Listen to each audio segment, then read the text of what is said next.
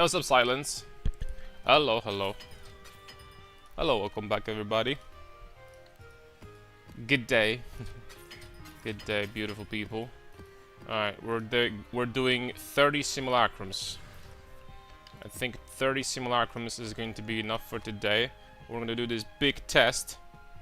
Now let's change the filter. The filter is going to be uber strict and never sync. I did update the filter today.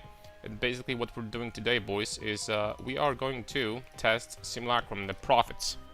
And the test is going to be very thorough. Everything we're gonna put in here. And that's it. So let's go for it, shall we? And today we're gonna do this. Maybe at the end of the stream we're gonna do some Valdos, perhaps.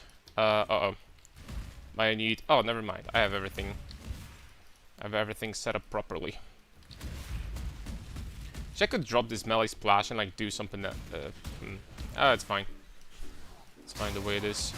It's like I'm gonna need more damage.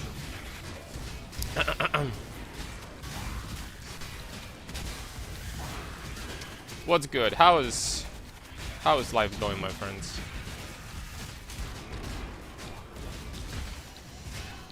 Monday.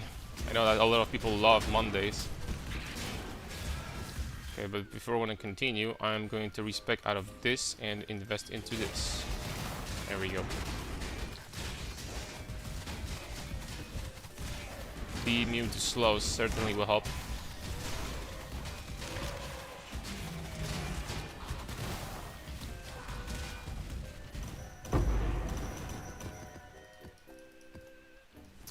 Now this quad tab might not be enough if we're gonna be dropping this many scarabs, like, you know, the first round, the first simulacrum.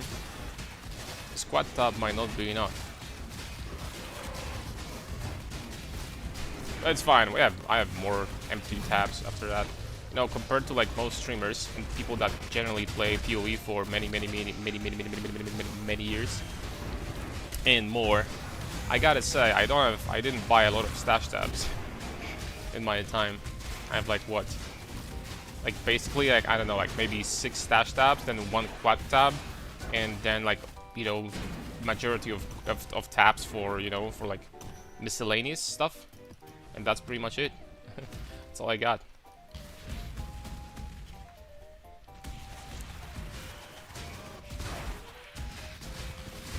So not another ridiculous amount of storage.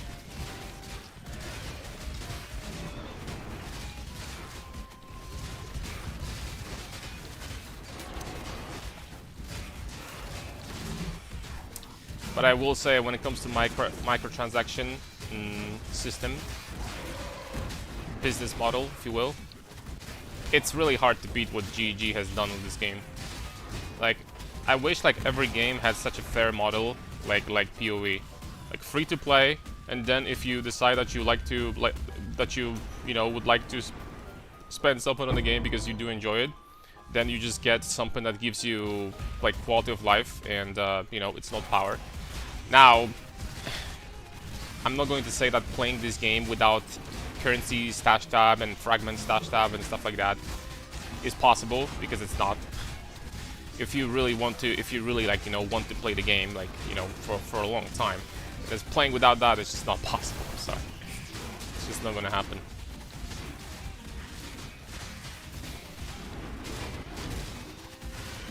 I mean, very quickly you get to the point as an experienced player where you get to thousands of scarabs and like, you know, currency and stuff like that. So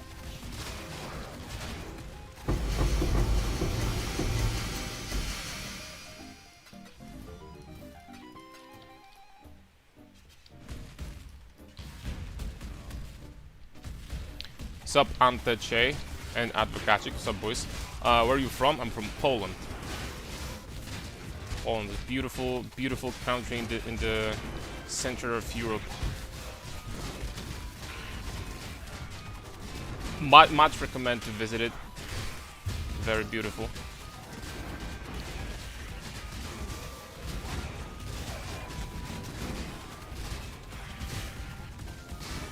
They got, you know, recent years, Poland has been really like a big destination when it comes to tourists. I think it's getting more and more and more popular as a destination of many people to, like, you know, have a vacation or something like that. But like that's like off topic, you know, that's whatever. I was watching a video and I 100% that I'm from Poland. Okay, how did you know? Actually, most people say that they don't know, they don't know where I'm from because my accent is like kind of like a, oh, it's hard to say. How did you know?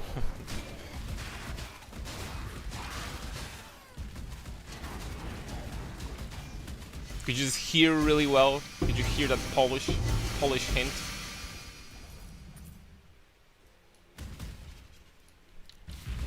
Accident in the wall furniture. Wall furniture. I see. Polaka rozpozna. You know how it is.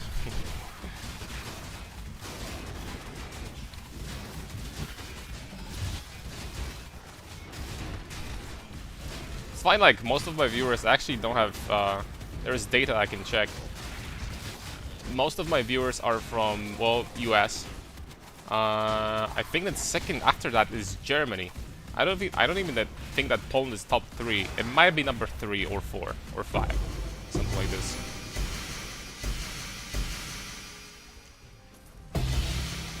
Okay, and we got the first Megalo. Take those.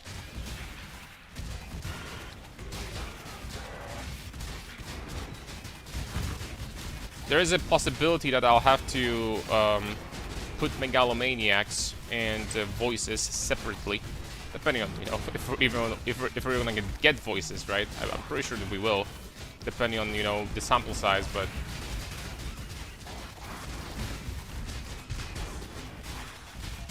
I might do it separately because I'm not sure if the, you know, the PoE exchange is going to calculate them properly as unidentified. We'll see about that.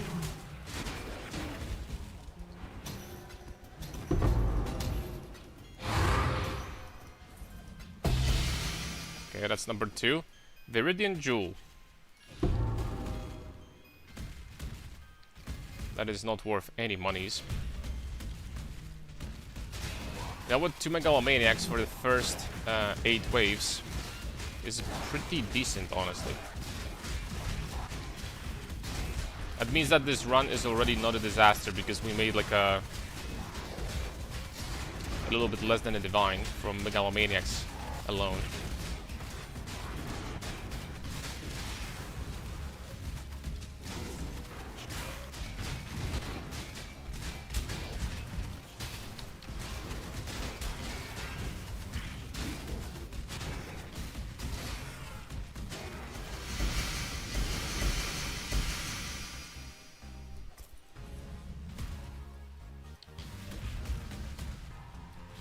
A lot of shiny things, but nothing went through the filter.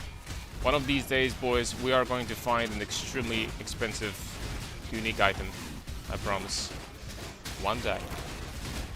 Because, like, come on, man. Like, for how long can you play this game and, like, not find a Headhunter or a Mageblood? You know what I mean? For how long, like, realistically speaking?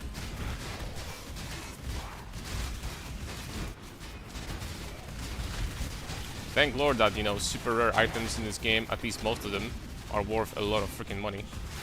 It's like, imagine if you find like a Tyraels in Diablo 2 or something. You found an item that you find once every 10 years on average, and it's completely useless. Oh, I thought for a second it's maybe voices here. Oh. 9 passive for minions, that is not worth anything. Pretty sure. Which is a shame because if that was 12 passives for minions, then this would be bigmoney.com. Since beta. Yeah. One day, guys. It's kinda crazy that there are people that have found 3, 5 mirrors. And and some other people that have been juicing really hard also, their maps and stuff, they found none. I haven't even found a lock, if you can actually believe that. I haven't found a lock a single time. That is insanely bad luck. And in comparison, for example, Sacred Orbs, which are extremely rare also, I probably picked up like 100 of them from ground. Probably like 100. I would say that sounds about right. Probably like 100 Sacred Orbs. So that's crazy, man. Yesterday I dropped jackpot, large 12, 10% minion. Ooh, I dropped one yesterday off stream as well.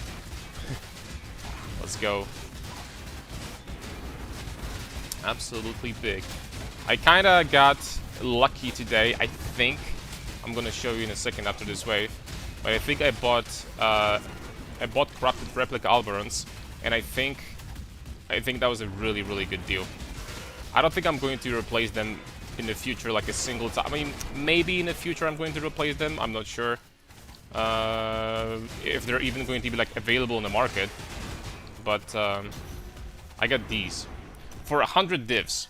So in total, basically, I paid 70 divs because I sold my previous ones for 30. And that's 1 to 90, 80% strength, good chaos resistance. And that is huge. That was like 12.5% more damage for me. Which is very, very big. Okay, we have wave 13. The most expensive item I've dropped since beta was House of Mirrors way back in Awakening League. House of Mirrors in Awakening? Holy, that was a long time ago. I got House of Mirrors twice in my life. Once, we got it a few days ago.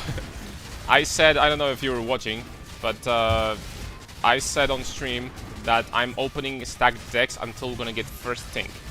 So for 400 stacked decks, we didn't get anything, and I got House of Mirrors.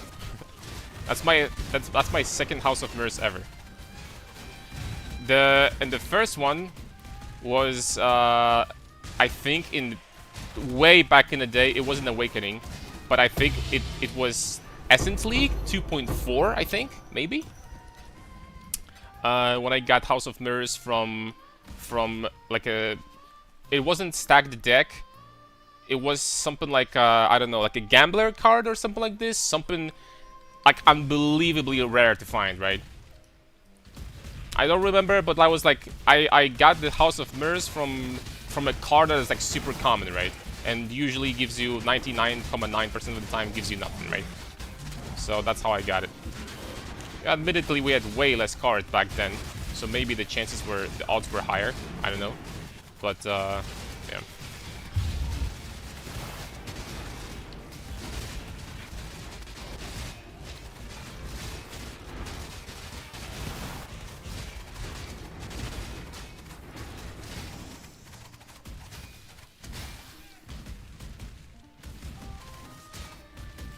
Oh, we're not gonna get 6.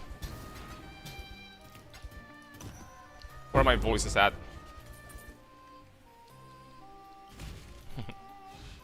Okay, last wave. I was there. Yeah, that was really rare.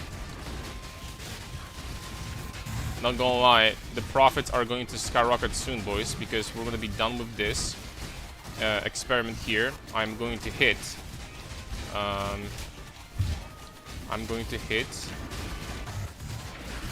100, and after that we are, I'm not gonna say that we're only going to be farming Valdos, but we are going to be doing a lot of Valdo farming after that. That I can promise.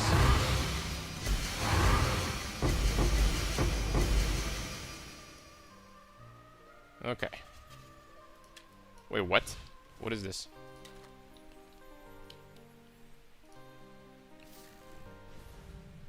Chaos skills inflict up to 15 wither debuffs on hit for 7 seconds. Cannot inflict wither on targets that are not on full life. Okay. The first line looked really, really powerful, and then I read the second one, and I'm like, all right, bro, that's dropped voices identify or sell. Generally, it's way better to sell them unidentified, I think, Uh, I've identified probably like 100 voices in my life, and I got 3 passive voices once. Freaking once. Not 3 times, not 2 times, once. And that's 3 passives. I'm not even talking about 1 passive, you know what I mean? I'm not even talking about 1 passive. So it is very, very tough to get.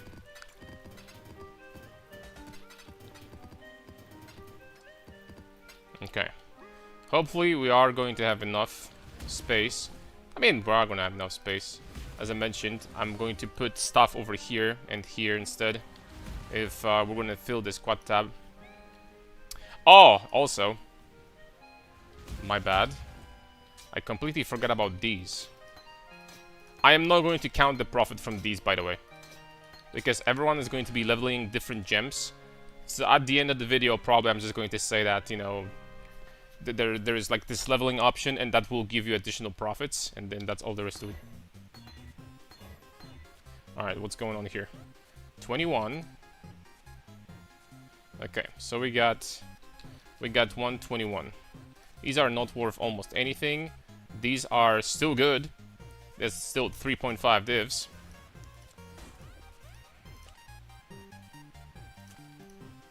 I'm just gonna sell on chaos. I'm not going to count that though. I'm not going to count these. And you know what? Not to get confused, I'm going to... I mean... Okay, I can buy some. Fine. It's fine. Alright, economy. Economy.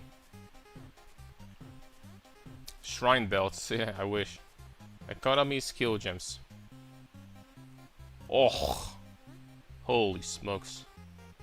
Well, Eclipse is only... What? Eclipse is only 60 divs? In what universe? That seems freaking cheap. Holy. That looks kind of cheap. Supported skill gems. Alright, so...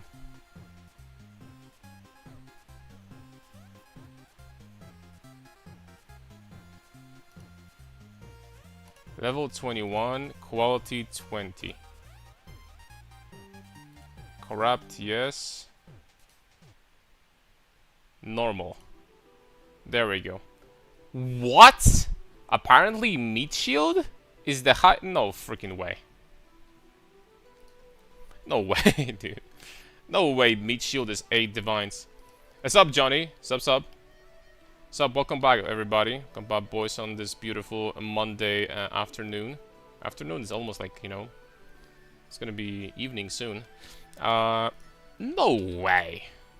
Meat shield support? No way. Why?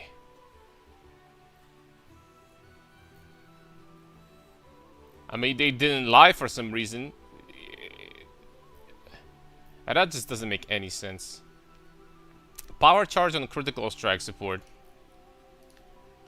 Power charge on the critical strike support. Why are these expensive? I don't get it. It doesn't make any sense whatsoever. This must be like a fluke or some... I don't know. Someone is trolling. Why? There is no freaking difference. You just get plus 1% chance to get power charge and crit. That's literally nothing. I don't get it.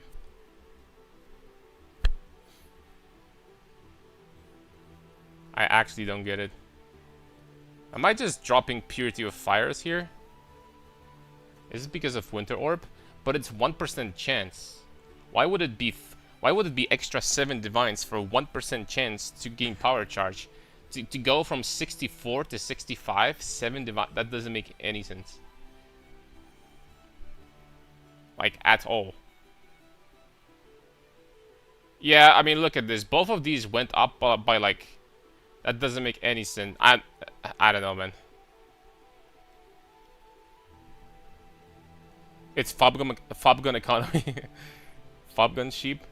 I'm not even going to be leveling up those. I think I'm just gonna stick to purity of fire. I'm not gonna lie. I might just legitimately stick to purity of fire leveling.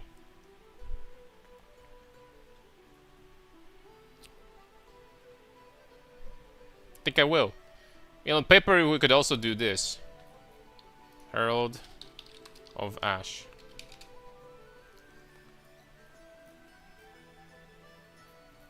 So Herald of Ash is 4 divs. It's 4 divs for sure. But that also kind of confuses me. I mean, we could be doing Herald of Ash. I mean, that's fine. Okay, so let's do gem level 20 quality. How much can we buy them for? Corrupted? No.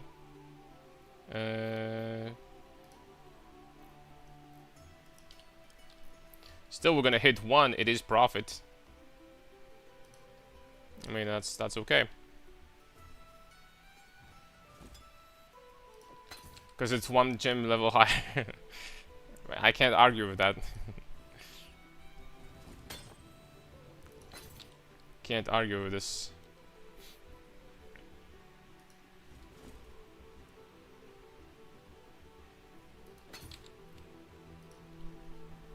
I didn't see the clips, by the way, but I saw on the thumbnail. Apparently, Sushi hit another freaking mine. Bro, like how many divines did he lose because of the freaking landmines?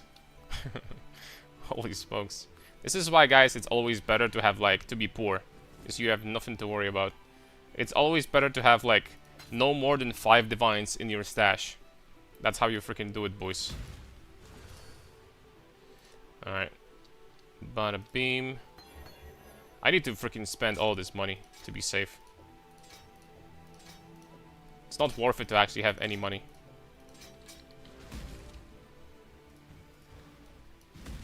Alright, there we go. Mine? Yeah, you know, when you click, you keep on clicking, for example, there's 1,000 maps. Okay, the guy is listing 100 maps for 20 chaos, tier 17s or something. And then one of those is 20 divines instead. A lot of people do that, you know, because they're nice like that. It's totally a coincidence, right? Totally by accident. They just put 100 maps there for 20 chaos, and then additional 3 in different places. Completely randomly, they put for 20 divines instead. And yeah. That's how people farm a lot of money, actually. You know, if streamers fall for that shit pretty often, I cannot imagine how many people that are not streamers actually fall for that. You know, because my answer is probably a lot.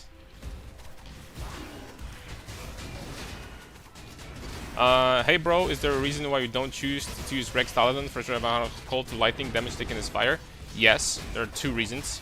Number 1, I'm using Simplex already, and obviously under no circumstances you can justify using a Rex Talisman over Simplex in late game. Number 2, I have very easy 70% conversion from cold to lightning, and that also works against dots. So I have 70% resistance basically versus penetration, cold and lightning penetration, and versus dots. Because I have 90 fire resistance, so 70% from this, and this gets converted. That is already very good, and you can get that very easily. So overall, I think that Rex Talisman is exceptionally good, especially very early on, but it gets outscaled. I don't think it would make any sense for me to use it at this point. And then, of course, Sublime is much better late game. Because with Sublime, you need Sublime, you need Lethal Pride, and you need Watcher's Eye. And that gives you 100% versus everything. Versus dots, versus hits. So at this point, you can completely skip cold and lightning resistances. But with Rex Talisman, you can't. With Rex Talisman, you actually need to cap your cold and lightning still. Because you're gonna get obliterated by dots if you're farming Baldos or something like that. Or even, I don't know, Baran Citadels or something. or you can get destroyed by the mana siphoners. There's quite few things that can screw you over. Simplex is 300D, I guess, long journey to get this. But Simplex is insane. Honestly, you can totally just settle for something like 12% attributes, 14% strength. Excuse me, 10% attributes, 14% strength. Is going to be totally fine with 1% damage per 15 strength. That is going to be fine for you for a very long time. Simplex is something for people that really want to push their characters, start doing Valos, hit 1 billion DPS, stuff like that, right? This is not going to be... Like, compared to what you see over here, my gear, you need so much less in order to basically one-shot everything in the game that it's really funny. Like, it's really funny how much less you need. You don't need Simplex, you don't need this corruption I just bought before the stream, like literally 5 minutes before the stream. You need this, like, you still need Helical, but it doesn't have to be like a crazy Helical, just Helical, right? You don't really need that much. You don't need this implicit here, Void Gaze, which is 20% penetration. I think is the best implicit in the game, by the way, for Crown of Ice. It's kind of crazy. You don't need all that stuff. My damage is so freaking overkill. And this is with Awakened Ancestral Call and Melee Splash. I don't even allocate Melee Splash here. I'm just using Melee Splash to have even more Melee Splash effect, because this gem also gives you 60% more Melee Splash area of effect compared to this passive. Because I just don't need that much damage. I just don't.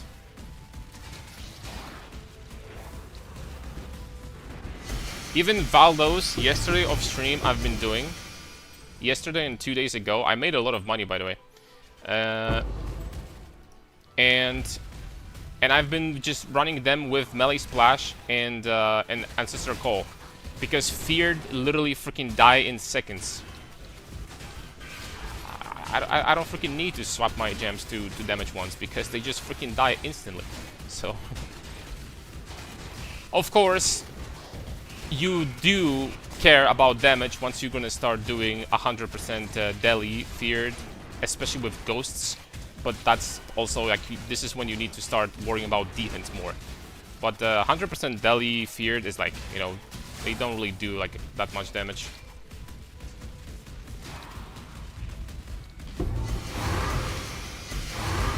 Are those shoes good? What do you think? What do you think, my what do you think, my friend? You tell me, are they good? I don't know. I've never seen these boots before in my life. That's the first time for me. Stop freaking bragging, man. But mods, get this freaking guy off my screen.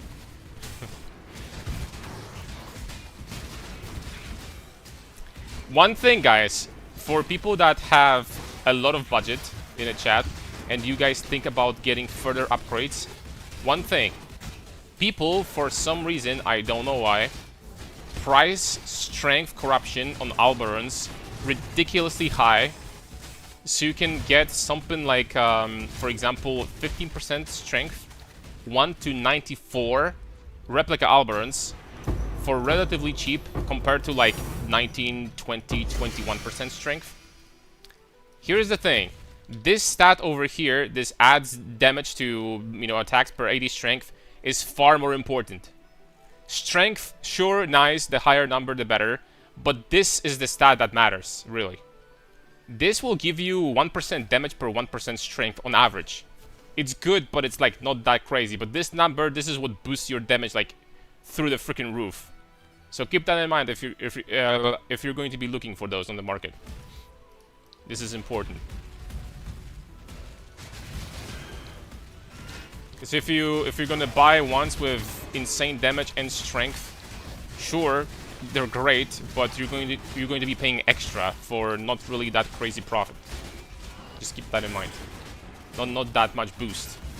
Like the difference between 16% strength and 90% strength. It's freaking whatever, man. Really. It really is.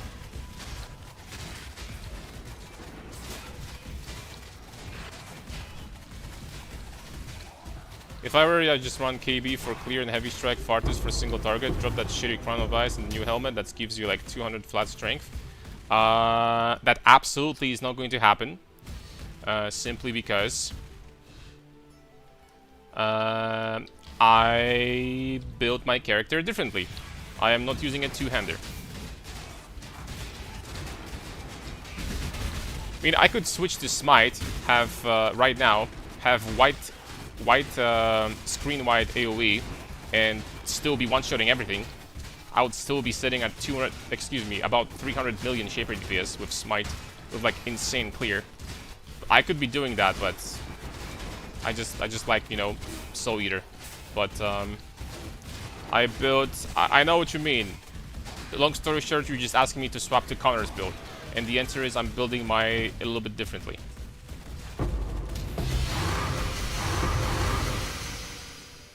My version is going to be squishier, but it's gonna have way more freaking damage. Like, I mean, multiple times more damage.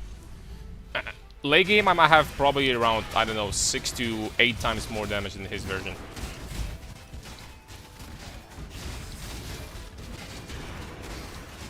And still be tanky.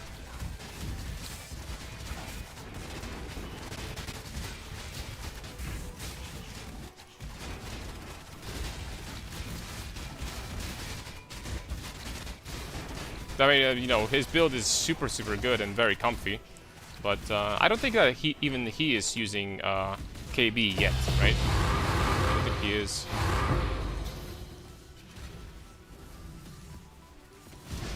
Besides, honestly, if we want to compare what Vestigial Uniques gave us this league, like, Crown of Ice got actually like a giga buff, because this is straight up 20% more damage, this Void Gaze, when you use a skill.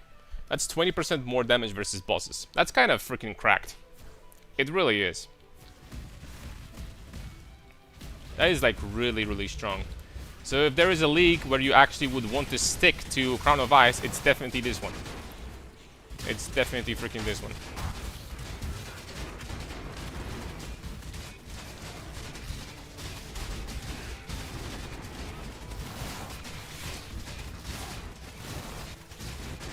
How much did you pay for a boots? 100. And I sold mine for 30, so 70 technically, you could say, I guess. Oh, Mr. Canaris, I did some crafting for your build because I need a bosser. I maybe won't play it, but can you help me? Surprise 2 items if I link them. I can take a look, and let's give it a try. Yes. What do we mean you're not gonna play? What do you freaking mean by that?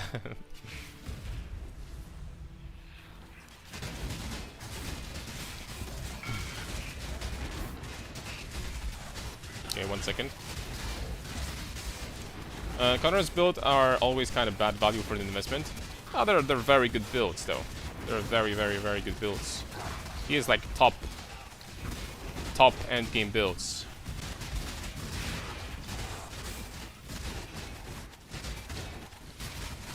If you're looking at Valos farmers, then it's usually going to be Connor's builds and armor stackers, and for the most part, that's pretty much it nowadays. So.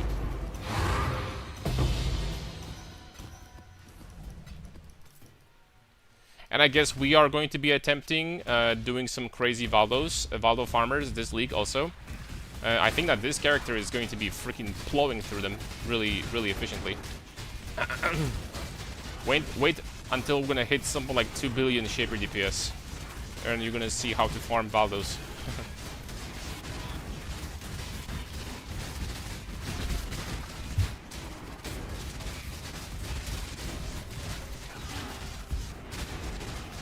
Let me show you.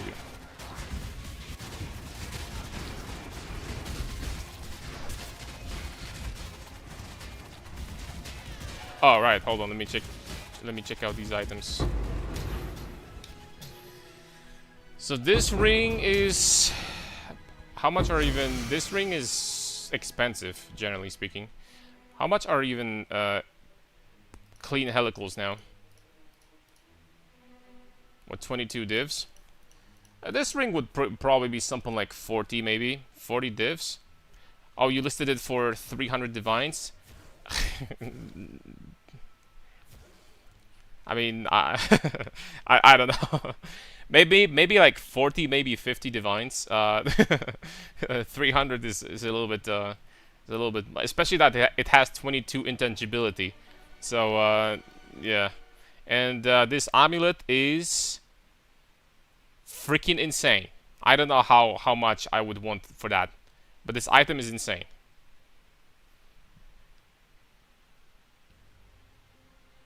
This item is insane. And I mean, like, this item is really good. It's like not no, even for strength stackers, this +1 to skills is great. You could argue that +1 to skills is basically almost as good. No, it legitimately is as good as 1% damage per 15 strength. Because like +1 on your main skill already is like 5 to 6% more damage in most cases. So this is really good. I don't know how much this would cost, but the answer is yes, it would cost. It would cost. This ring though, I would probably I would start at 50 divines and then keep on going down. It probably is not going to sell at 50. I don't think so.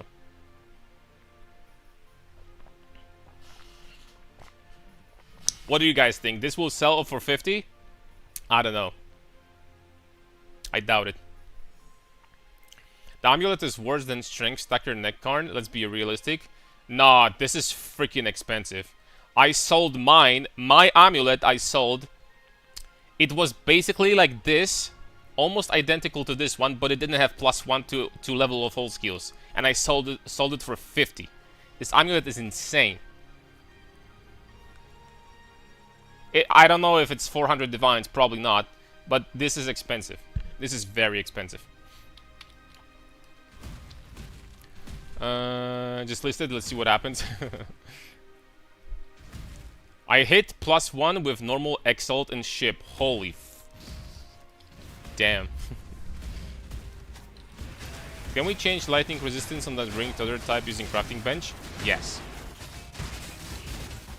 Not crafting bench, the harvest bench. But yes. It is damage decrease of at least 20% compared to simplex. That's why I'm saying that it's expensive. It's not on the level of simplex, but this is a very freaking expensive amulet. I would probably say that 100 divs is doable for this. I think that 100 divs is like fair for that amulet. I'm not gonna lie.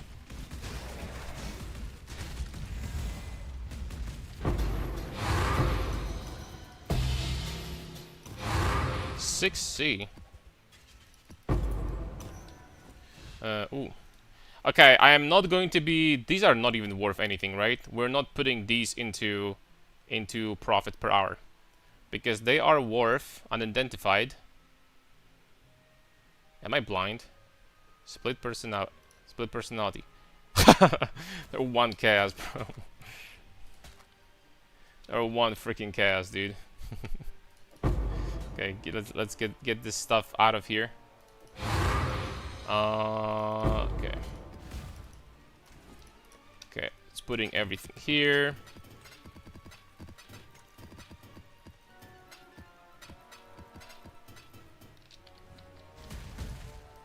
Let's hope for some voices or something. I just listed it way overpriced not to get scammed before I get info. I mean, I'm not trying to scam for sure. I don't think once again that you're gonna get 50 divines for this ring. It's very unlikely. Hitting high resistances on a ring with the essence is not that hard. It's even easier. It's like borderline piss easy when you have fractured ring, and fractured rings like that are not that expensive either. You know, I bought, for example, this fracture ring for 40 divines. And that's T1 Chaos Res Fracture. So from here, it's like literally piss freaking easy to hit like double resistance and an open prefix, you know? This ring is... it's like, it's not him. It's good, but it's like not crazy, right? Alright. I don't have that much currency to build this gear. I don't know, is it good? Is this good build for Uber bossing, by the way? Oh, you wanna see Uber bossing? I'm gonna show you. I'm gonna show you, man. You wanna see some Uber bosses? I'll show you if this build is good for Uber bosses. It's gonna be a pleasure. Just swap a few things around.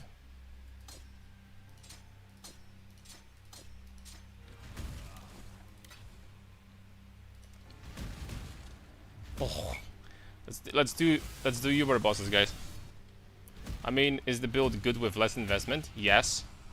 I mean, you can invest 5 times less than I did, and this guy is still going to die, like, in relatively similar speed. Right? It's not going to be much slower. So, yes, the answer is... it's pretty alright for Uber bosses. If I say so myself. Oh, crap! I was missing 60% damage here. I should have put this guy on. I missed 60% of my damage there. That's freaking... Can you smash Maven Karn? That didn't sound good. Yes, we would defeat her pretty effortlessly. Yes, we could get rid of her. What did I say? Oh, right. Okay, so let's put these here. Let's not accidentally put anything here. Alright, let's keep on going. Damn it, that was really slow. I forgot to get my 60% more damage from Mr. Telkel. I'm not gonna do that again. Screw this. Waste of time.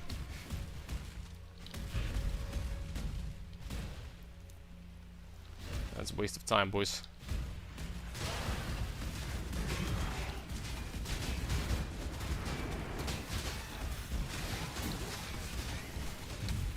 Have your level 96 set up. What's the next step for farming? I'm at 11 divines. I need to see your POB. I need to see how much damage you have and stuff. Level 96 setup is... I'm assuming you're still sitting at Brutus, right?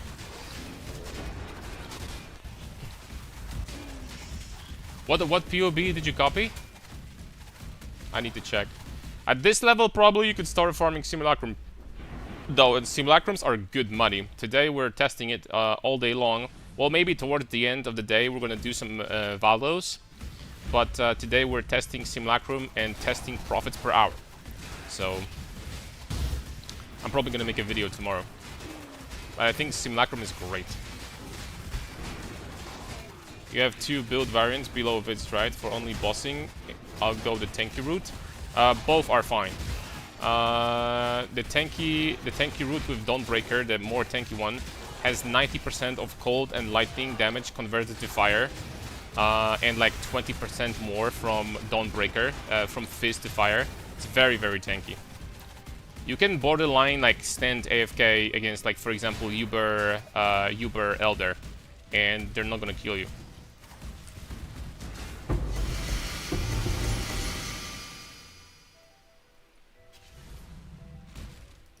So it is very tanky.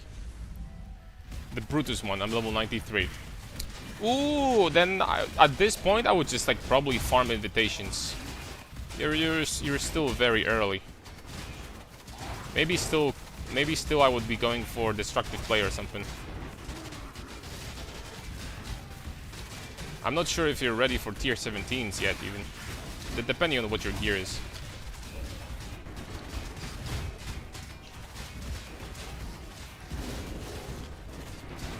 I did simulacrum day 2. It's still in the VOD. You can see day 2 and see how it went. As a reference. And then we did another day 3. So I would say that day 3 I was already capable of like farming simulacrum pretty easy.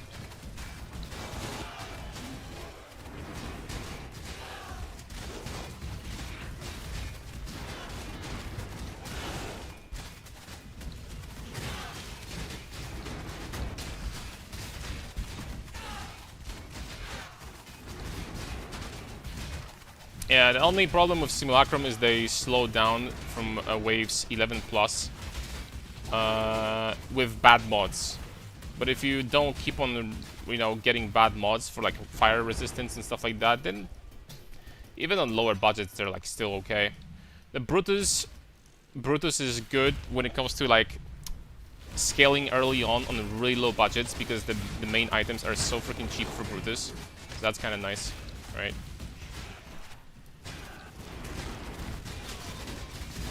So you get a lot of DPS very quickly.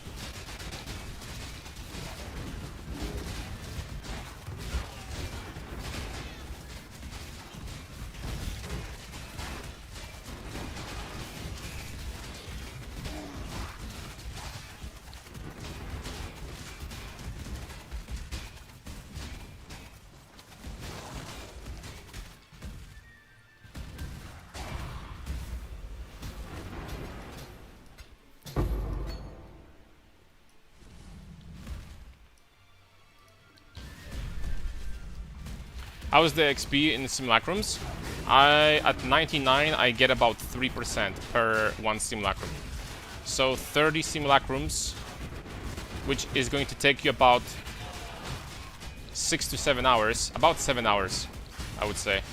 You go from 0% to 100 at 99.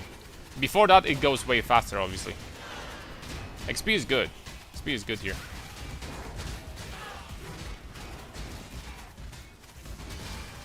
Not like the highest imaginable, but very good. Like I would say like solid 8 out of 10, or maybe even 9 out of 10 when it comes to XP. I think that one of the best things about Simulacrum that many people miss is how low maintenance this strat is. You don't care about scarabs, you don't care about Atlas points, you don't care about buying perfect maps without shitty mods. You don't care about rejects, you don't care about chaos spamming tier 17s or something like that. You just freaking slap Simulacrum in and you go. That's it. So in that sense, you're actually saving a lot of additional time. And a lot of people do not count the time that it takes them to prepare maps and buy scarabs and all that stuff, which always takes some time. Always. With Simulacrum, you don't do that. So that's a lot of hidden profit that you never calculate. Profit, saved time, whatever you want to call it, right? Time is money, so in this game also literally. So is the DPS or tank setup more expensive? They're both the same. You get Dawnbreaker on a tank setup, and you get Soul Taker on the DPS setup. I guess DPS is tiny bit more expensive, probably like 5 to 10 divines, because you gotta get Soul Taker preferably with Fortify on hit. If you can't get Fortify on hit, then you just replace one of your gems with Fortify support, and that's it.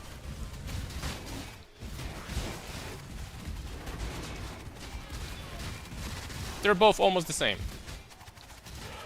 You switch very little around.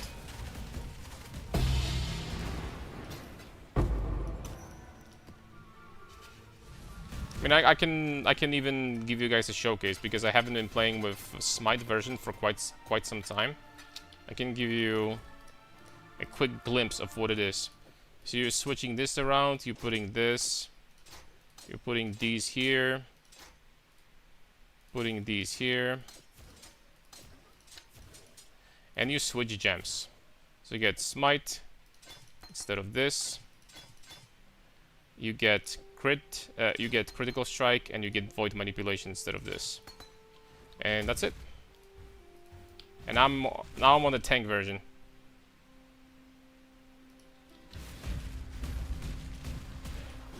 How much does it cost to swap to tank or DPS?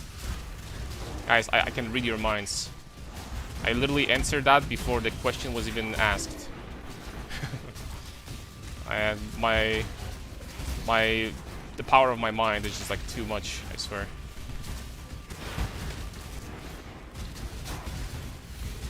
And then you're much tankier now, and you have, you know, also better clear on paper. Don't get me wrong, even the DPS setup, that is already a very tanky build. I've been doing Valdos, 100% Deli feared Valdos, with no ghosts, but they're not that scary. They're really not.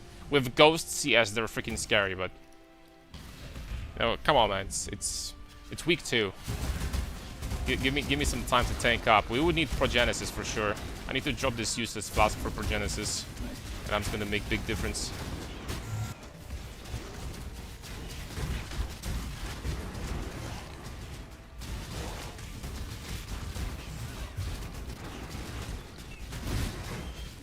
But yeah, if you prefer to, for example, play with this one, you absolutely can.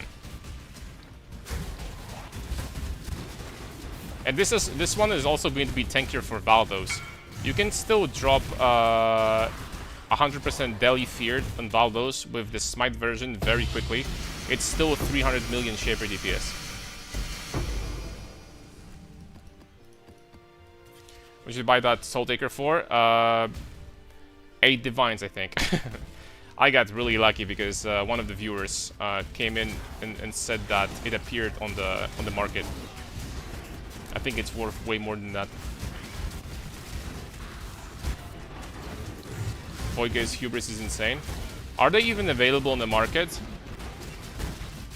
Or are they gone? Like, not gonna lie, if there is 0 of them on the market, something tells me that next time one of those appears, it's going to be like 1 Divine or something. Because people just don't know. It could be like actually dirt cheap potentially.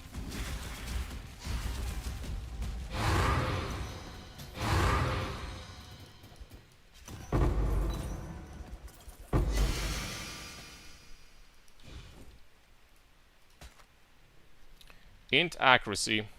There was a time where this could be worth a lot, but not today. How far do you think this delve can go? I don't know if you Jugg Molten Strike or this build already bought the Nimbus. If you continue in investing into defenses, what I mean by that, in the future Sublime and Progenesis, and up some tankiness, for example switch the Iron Fortress for rare chest, then 6k, it can do everything. 6k delve should be very nice, and you should be able to do it pretty much deathless. Like just keep on going down deathless. If you really went hard on defense, because your damage is so freaking astronomical that even the 6k delve bosses, well, they cap their HP way earlier than that, but even these guys will die in seconds. So you're gonna be one-shotting everything in 6k. With the dual strike of ambidexterity version, you're gonna be one-shotting everything. Things will be dying instantly.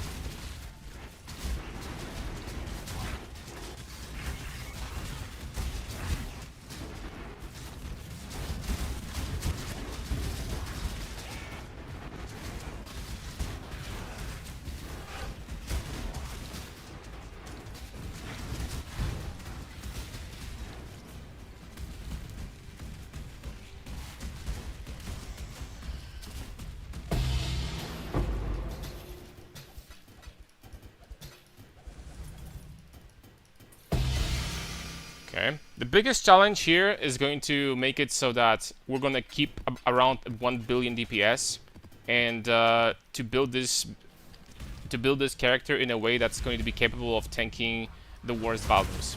That's going to be the challenge.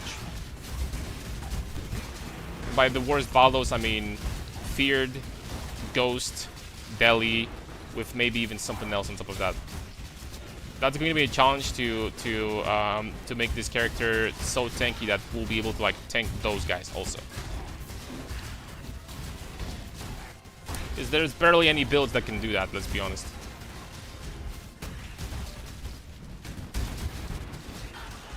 You prefer tank version DPS? I'm tired of Smite, not gonna lie. I just switched really quickly to Smite now to show you. Because someone was asking to show you how this looks like. But I've been playing with DPS. There is something really cool about, you know, having the soldier stacks and like having 15 attacks per second. So I'm getting addicted to it, I think.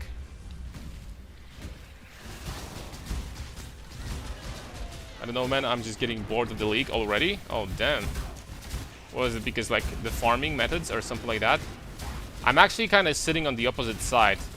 For me, it's the opposite. I'm like freaking. I have more motivation to blast than ever. I don't know why.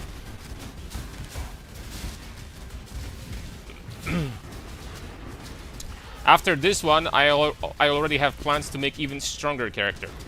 But we'll see if that's gonna come to happen. But I kind of want to freaking keep on going.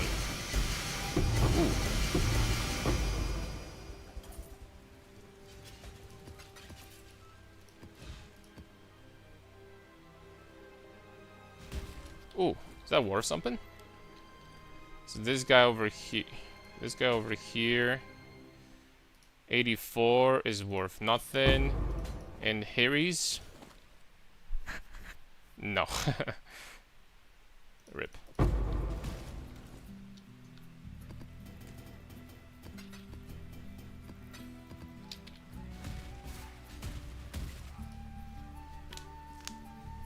That Progenesis to go that far, I would need to buy the expensive jewel then. I forgot the name. Sublime? Yes.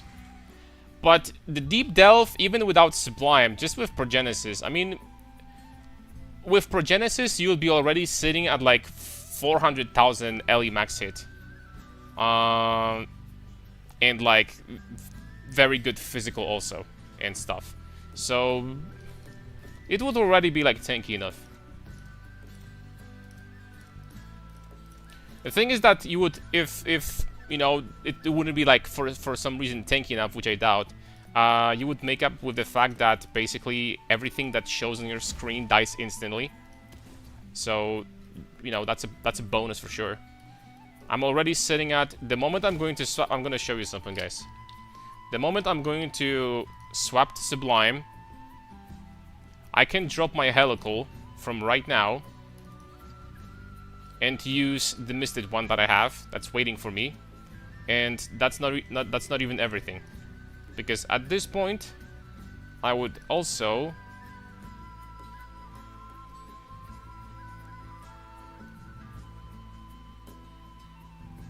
okay. These are my current boots that we just bought. I mean, with this type of DPS, like everything that appears on your screen just vanishes like a fart in the wind, right?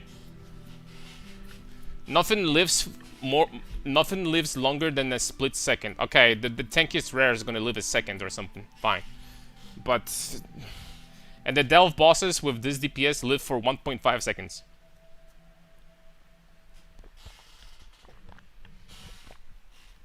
So, you know what I'm saying, right? And after that, we're gonna be getting more damage. Don't get me freaking wrong. I'm not done.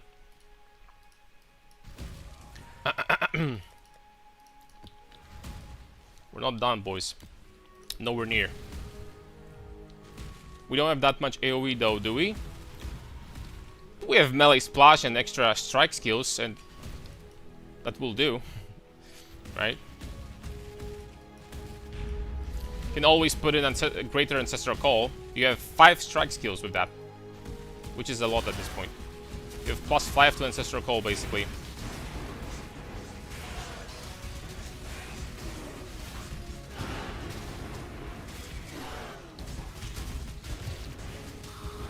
And then if you want to, you can even switch to Smite, because, like, let's be honest, like 500 million Shaper DPS, which we would have with the Smite version, would still be freaking more than enough. But let's be fair, to clear Delve. Like, white monsters and magic monsters, they never get like more than like a 500 million HP, maybe like 800 million HP for magic monsters, like 6 key health. So they still die almost instantly, right? And for everything else, they will be at HP cap already, so it would be fine. It would totally be fine. Sup, Shinra? How's it going? Good, great. The damage is going up. The pa is going up. I got a ring of pa yesterday.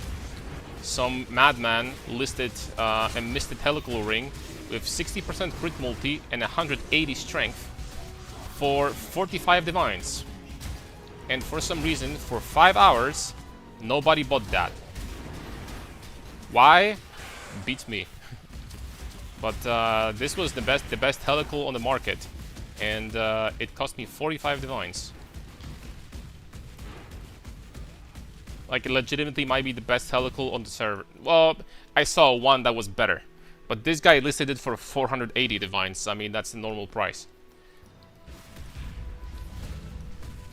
Minus 60 rarity is the brick though? What do you freaking mean? The 60 rarity is completely and utterly worthless if you were farming Valdos, for example, or bosses, or a lot of farming methods. The minus 60 rarity doesn't do anything. Rarity doesn't influence the well, it almost doesn't influence anything in PoE 1.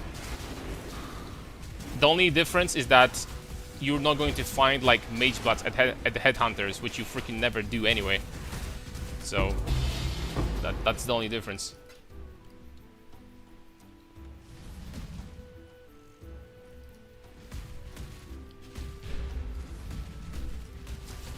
Everything in maps is a brick. That is absolutely not true. Once again, almost all farming methods with that minus 60 rarity still stays exactly the same. Johnny, where are you getting these numbers from? Bro, 90% of farming methods stays exactly the same with minus rarity. What do you freaking mean?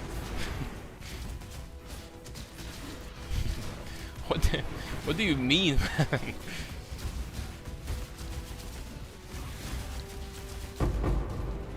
You're freaking never finding Mage Bloods or Headhunters from the ground anyway.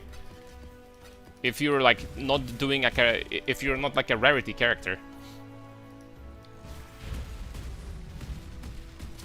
Are you sure? Because you know how fractured farmers work, right? Yes.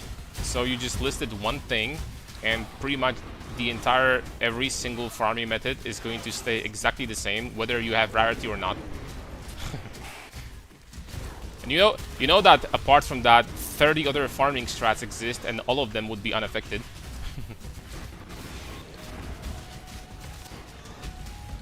That minus rarity is a freaking meme. It literally that's literally irrelevant.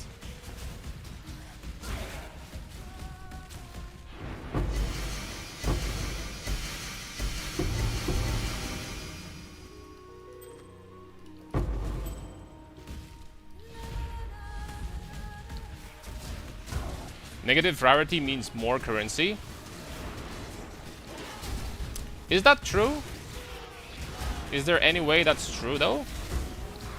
So you just drop items instead of unique and rare and magic, you drop them white. Minus rarity is more currency by about 5% at minus 60 rarity. It is? Huh. Is there any chance that this ring is even better than I thought?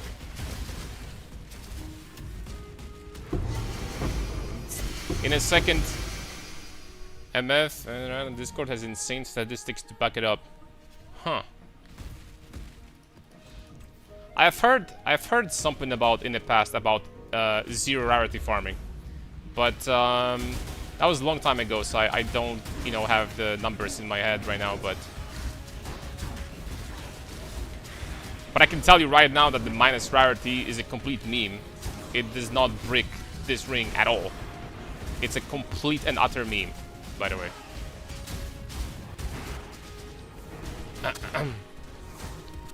They did rework rarity. In PoE 1, no. Rarity is still the same. It gives you more. Gives you higher chance at higher rarity items. That's it. So you find more uniques, more rares. That's it. That's what the rarity does in PoE 1.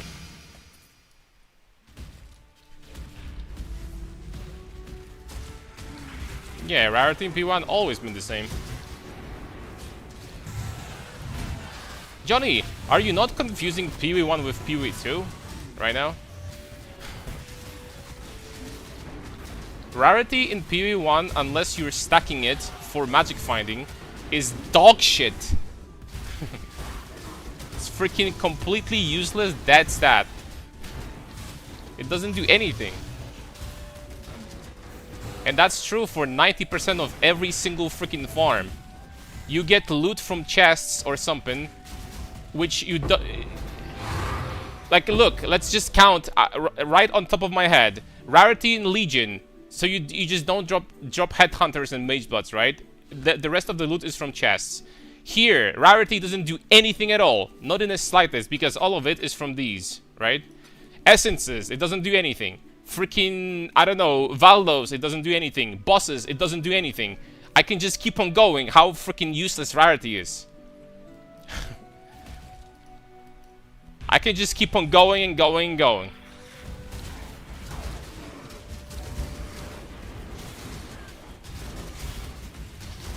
Unless you plan on finding Mageblood every 5 days, then, you know, I haven't found one in 13 years, so best of luck, right?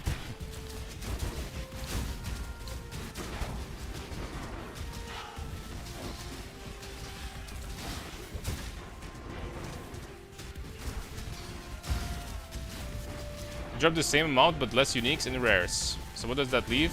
Negative rarity. Yeah, like this actually might be a bonus. This ring actually might be even more insane than I thought. I mean, look at this.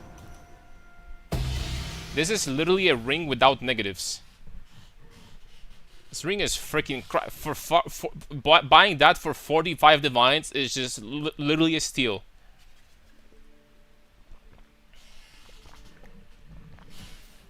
That's a freaking theft. Ooh, another one, nice.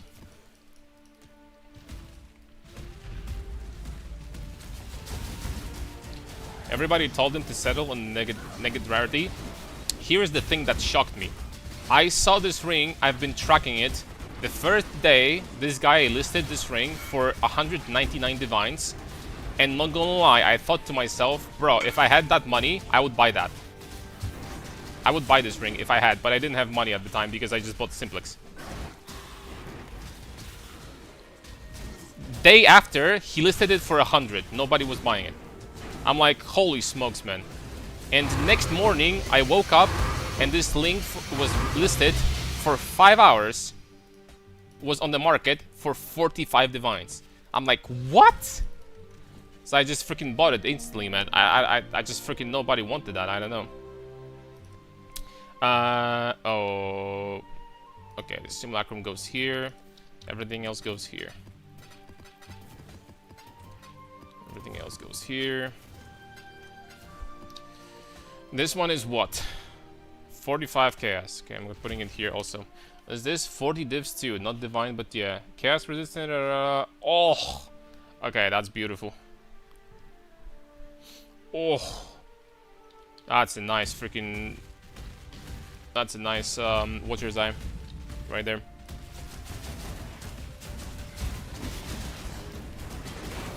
Yeah, I've seen you look at the stream. Yeah. Damn, so freaking glad. But in order to use this ring, I need to get Sublime because my resistances will get screwed over. Unless I would like redesign the passive tree a little bit. This ring is absolutely insane. In PoB, it shows me 60% more damage, so it's probably going to be even more than that because with this ring, I can turn these 4 into accuracy. So that's going to be 20% accuracy on top of that. It's going to be even better.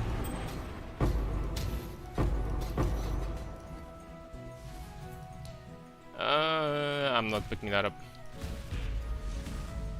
I've watched Snoo a bit, that's all I know about rarity. I hate that stat anyway.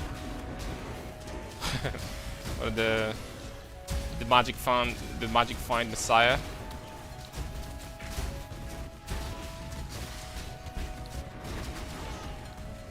Are you sure that you didn't confuse the rarity in PoE 1 with PoE 2? Because that ring is not a brick at all. I'm telling you.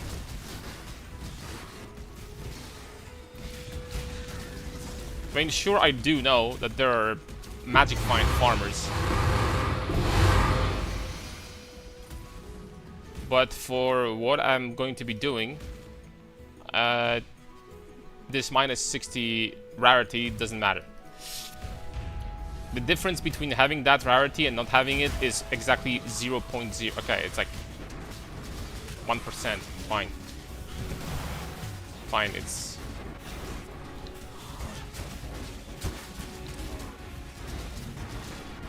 Sublime, yeah. We're gonna need that eventually.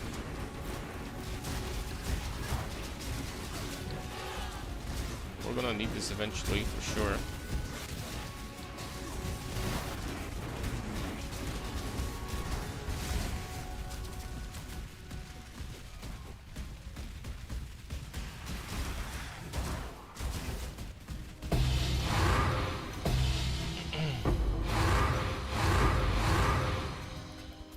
Minus 20 seemed scary to me for any non-specialized content. Which, you know... every content in this game is special. Every farming method in this game is specialized, you know? unless you all can go.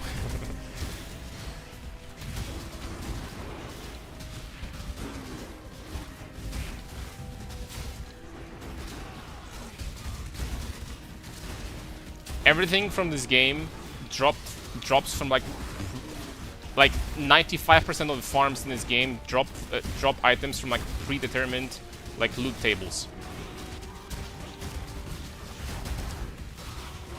On top of that, minus rarity doesn't affect currency drops, which is by far the look. If this rarity affected currency drops, then I would say that this is a brick 100%.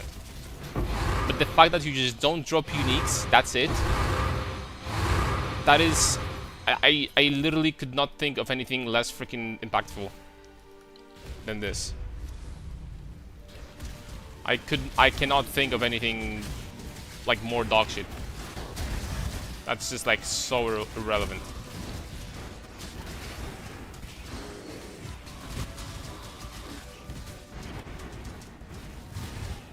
Unless you're picking a lot of rares from the ground, then yeah. Yeah, I don't get this ring, please. Yes, sir, video, great video. Got a question: how do you get the Legion thing on your helmet? This is the new mechanic, the Legion, Legion special mechanic that you do the Legion, the whatever it's called. I keep forgetting the names. Hold on. Timeless Monolith. You do the Legion thing, you put in unique item, and it transfers one of the powers from a different unique item to like another unique item. That's how you get it. Okay, let's not get things confused. So putting loot from this here. We didn't get a lot of stuff so far, not gonna lie. No voices nor anything expensive. Only run 4 already.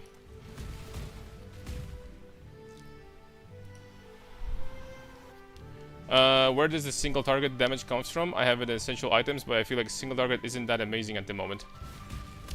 Replica Auburns and Paradoxica. These are the... and Crown of Ice, of course. These are 2 most important things. Big bulk of damage comes from Wither. And the fact that we're doing Chaos damage, we use... what is this? Balance of Terror, I think? Is the name of the... Yeah, the Balance of Terror. Which allows you, every time you cast Wither for 10 seconds, you apply Wither debuff on your opponents. That gives you basically double damage. That is a huge damage multiplier.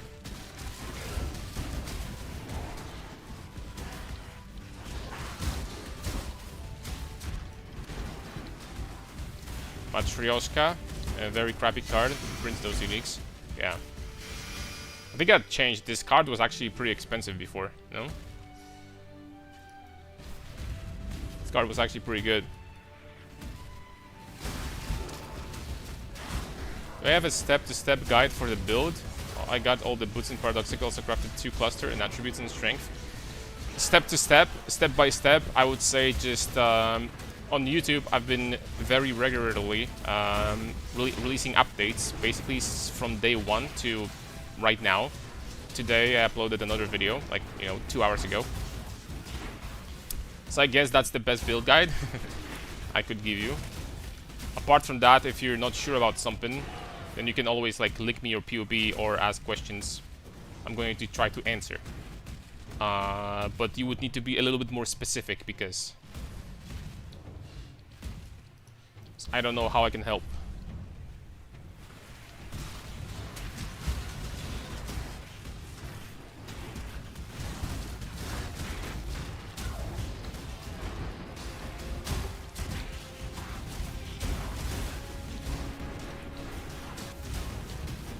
To run some Alvas. Fortified Soul Taker is 150 diffs.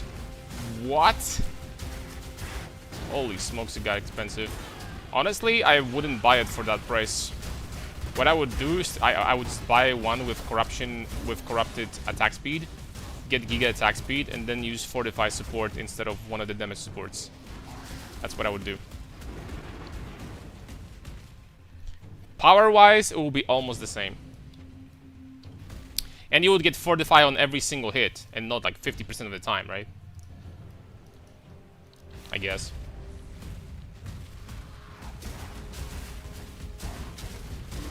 You have Unyielding. I have Unstoppable, Undeniable, and Unflinching. Unyielding, nope. I never take it. Really. It basically gives you AoE, that's it. It's very, very underwhelming. For Valdos, though, you could get this. You could get Unrelenting, though.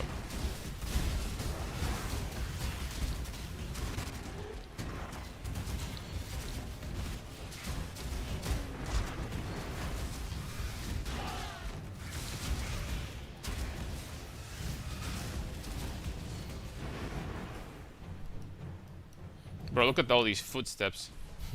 Wonder if they did that on purpose. And the footsteps on these maps never disappear until I think you leave or something. What's the point, damn it?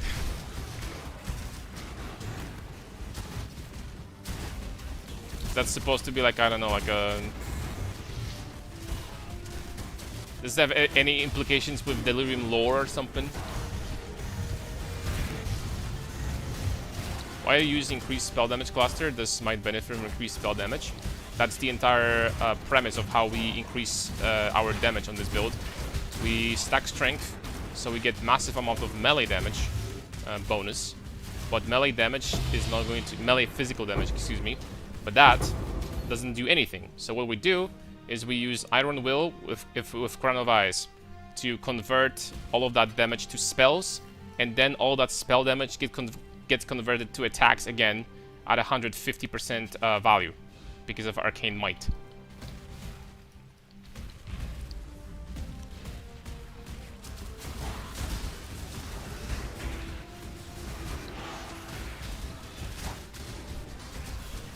Game is so complicated. Yeah, at times for sure. No, it's like, I don't think that once you play this game for a long time, it's not really about the complicated part, it's about how many things there are.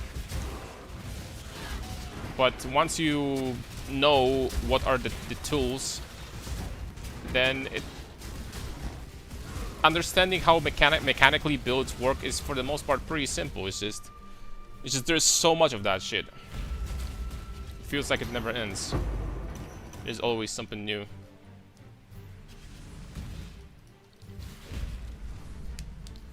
Have you thought about trying to work Original Sin into the build via third ring slug ascendancy?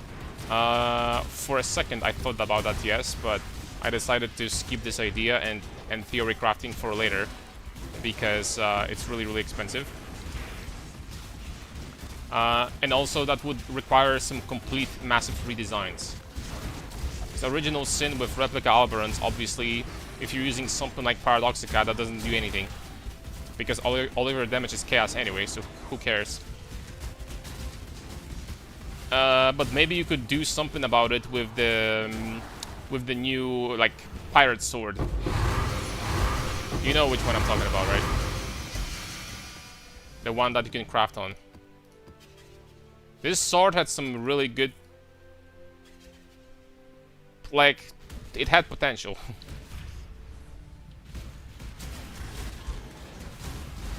But for Paradoxica and, you know, the way this works right now, then it's not needed. But like Giga late game, there is possibility that with Eternal Sin and with this new sword, with something like Squire maybe, you could do some like absolutely absurd damage. There is possibility, but I would need to look into that in PoB and check it out.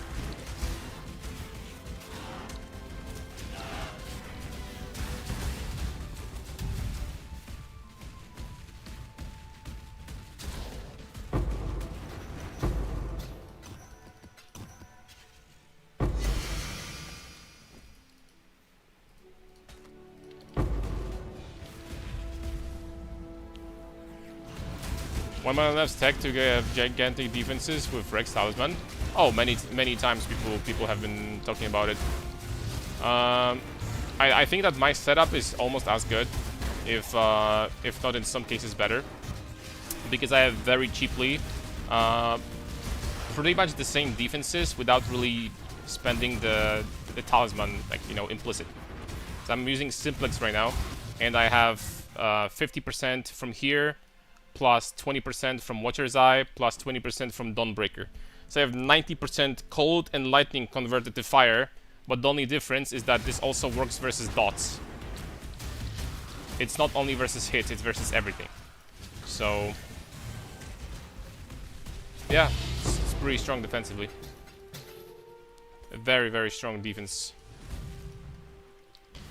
And you get like 20%, well 19, physical also. To fire, so that's also PDR, I guess.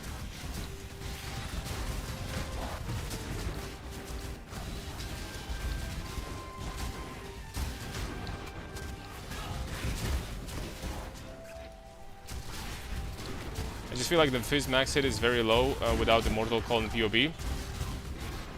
That is true, but you will not be able to get insane amount of physical max hit on this build. If you are, I'm assuming you're talking about Connor, so I'm assuming you saw his PoB. His PoB when it comes to his max hit is extremely padded because he has crab barriers. And if you're going to delete crab barriers, which you lose all of them after you take one single freaking hit, you lose crab barriers. This is like all of his PDR that he has in PoB, right? Pretty much all of it.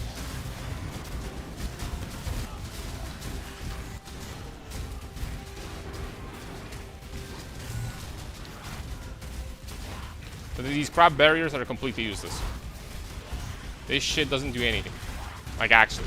If you're doing Valdos and you're getting hit freaking 10 times per second, crab barriers do exactly that much. So it's just PoB padding. Which, once again, I'm gonna keep on repeating myself, his builds are great. He is one of the best builds for Valdos in the game. In many seasons now. That being said, I'm gonna tell you, because I'm an honest guy, that these crab barriers are worth jack shit. I'm sorry.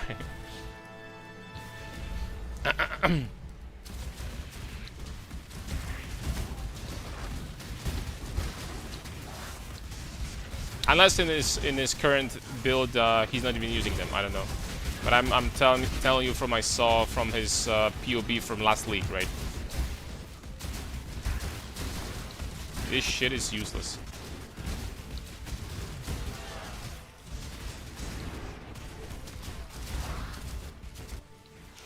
His builds are for people who know the game. True, also. It does take... it's important when you start like a build like this to know what what you want to be going for, what upgrades, in what order, and to understand what your build needs at the time and stuff like that. So if you don't, then it's gonna be very freaking rough. Especially at the beginning, I would say. The first few days might be rough.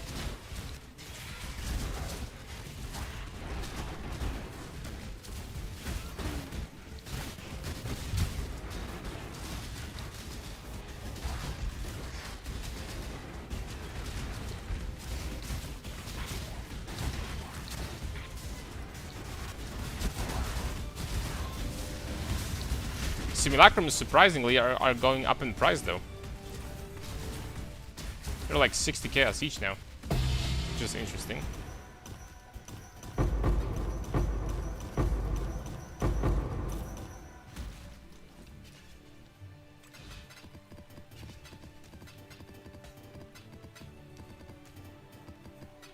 I'm not gonna lie, from the first 5 simulacrums, though, the sample size so far, holy smokes, it's looking pretty...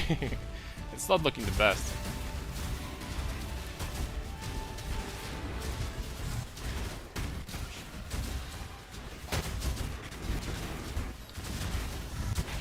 We didn't really get anything, like, apart from the regular stuff. But no voices so far. I think we got 1 Tink or something.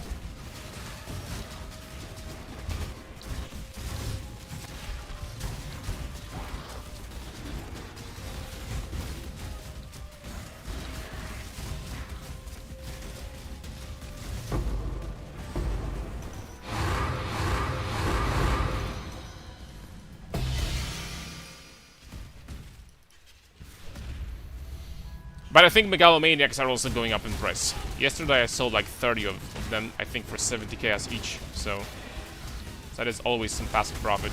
And no, I am not going to be identifying those. Megalomaniacs are so freaking useless. Like, actually. I am not.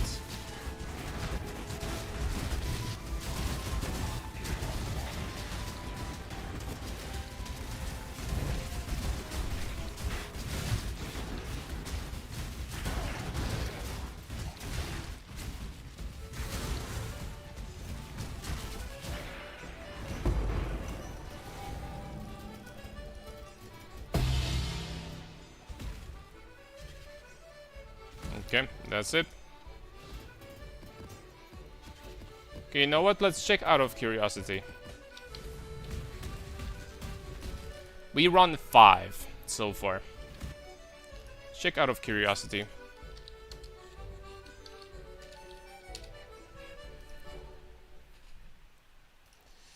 Out of curiosity. Close, strands, and let's do everything.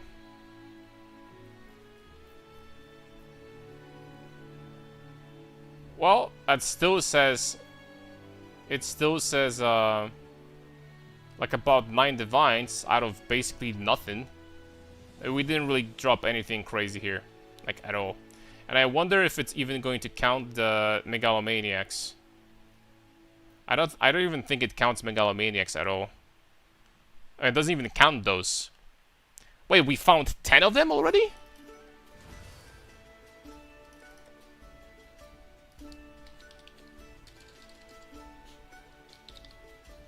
One, 2, 3, 4, 5, 6.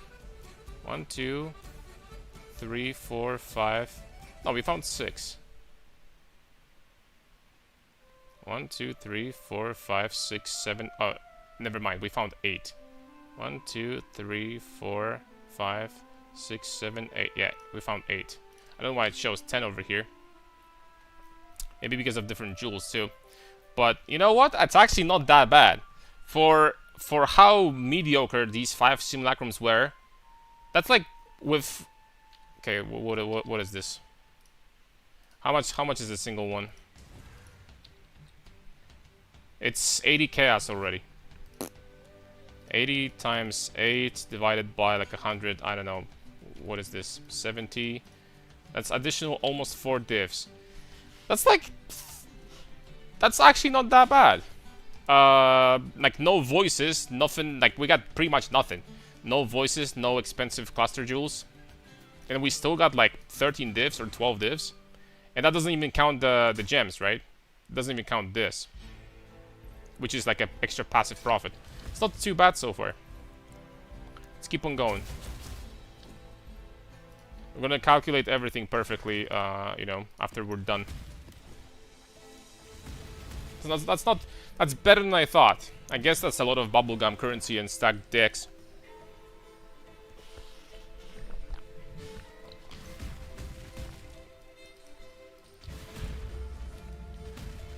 When did you start? Like an hour, 30 minutes ago. 20 minutes, something like this. But the good thing about simulacrum is that the time it takes for pretty much everyone, as long as you have good DPS, to finish one simulacrum is pretty much set in stone. Typically, if I'm not like talking to chat and stuff like that, showing different things, then the one simulacrum takes like about 13-14 minutes. So it's very, very simple to do 4 in an hour. You will definitely do 4 in an hour. If you're like, you know, playing the game and like not wasting time. Like doing something else.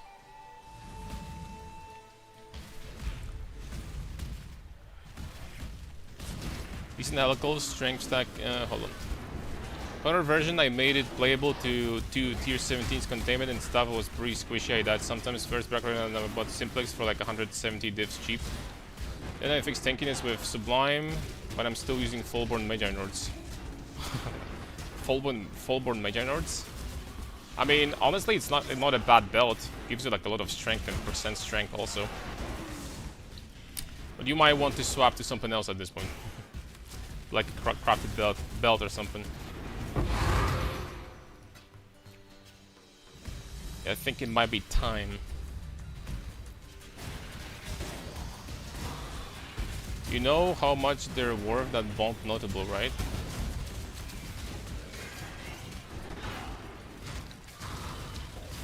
One voices for like 10 to 15 simulacrums. I feel like I've been getting them a little bit more often. Myself. On average, I've been getting them like every 8 simulacrums, maybe.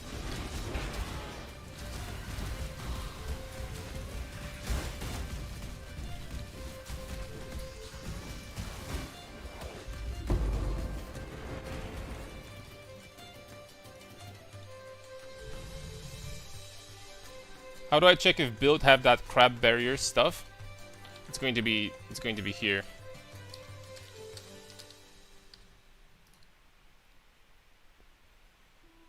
It's going to be here in skills configuration and here. It's gonna have crab barriers over there.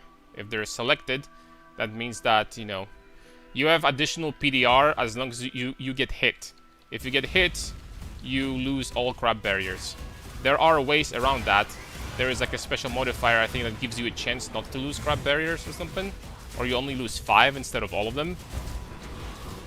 But it's still a meme, generally. It's still a freaking meme.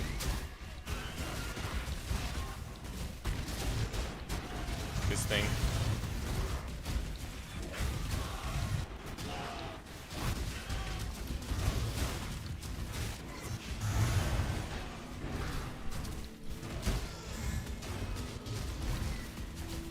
Okay, if you're looking for the tankiest build out there, strength stackers, I'm going to give you one simple answer. Strength stackers are not going to be it. Strength stackers can get very tanky, but a lot of that might come from like freaking number padding. I'm not gonna lie. The tankiest characters are going to be armor stackers. Because insane amount of damage from the hardest maps in the game, so Valos, and Feared, Ghosted Feared, comes from physical.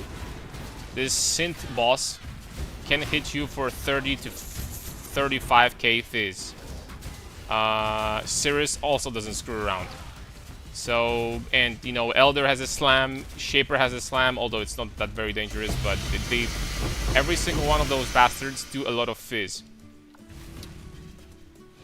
So armor stackers don't freaking care about that shit because they have 90% damage reduction versus that. So they take almost no damage from this. Additionally, this broken ass shield that gives them armor applies to elementals still exists. So they have 90 all res and then another basically 90% DR from the shield. So it's just very difficult to beat an armor stacker when it comes to tankiness. It's very, very hard. As long as they fix like recovery per second, they are virtually like freaking immortal, let's be honest.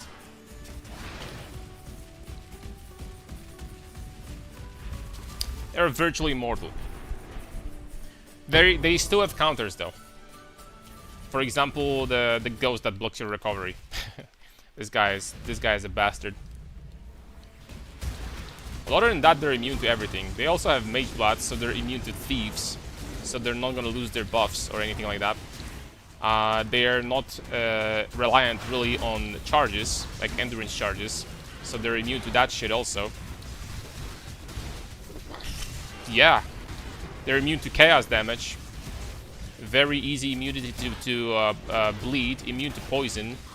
They're immune to ailments from purity. Yeah. They're probably the strongest build in the game still. I think that my build, like the way I'm designing this, I think I might have more damage. But I'm definitely not gonna have more tankiness than an armor stacker, like, you know, invested 5 mirrors with like super high investment, right? But I think I might have the highest damage build in the game, but we'll see about that. I think I should be able to reach like 2.5, maybe 3 billion damage with this, but we'll see. I don't think that armor stackers will get that much this league. They lost a lot, right? They lost synth implicits. They lost the helmet. You know that's the biggest problem. And they lost what? There's one more thing that they lost. I forgot.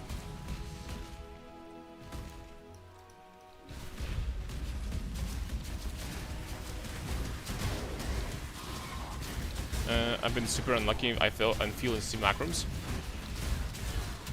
A lot of the stuff that comes from simulacrum is that it's like invisible shit that you don't see, but you are dropping like a lot of stacked decks and, you know, a little bit of this, a little bit of that. So simulacrum is definitely up there when it comes to profits per hour. And of course you can have a jackpot, which is very enticing for a lot of people.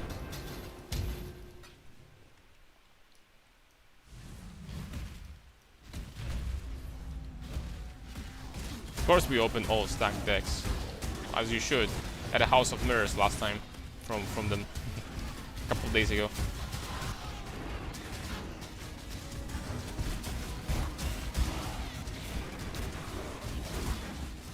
Wasn't the accuracy Reef stacker the highest damage even after the nerf? Right now? No. This build wasn't even that high damage. I don't think this build even got close to armor stackers. The patch it got released. It had attack speed cap, sure, but I don't think that these builds were reaching like billions. No, I'm pretty sure they didn't get that much.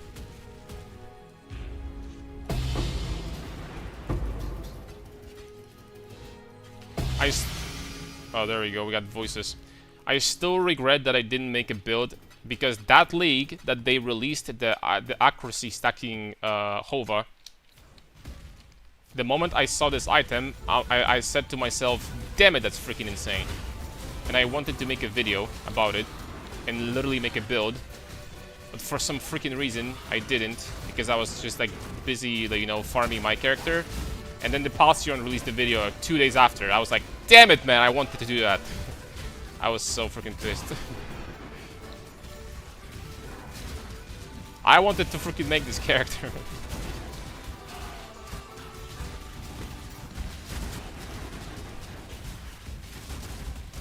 Yoink Steron. Nah, he didn't yoink anything, just freaking... I slacked. That's all there is to it. I should have moved my ass. And do the POB and then freaking release the video.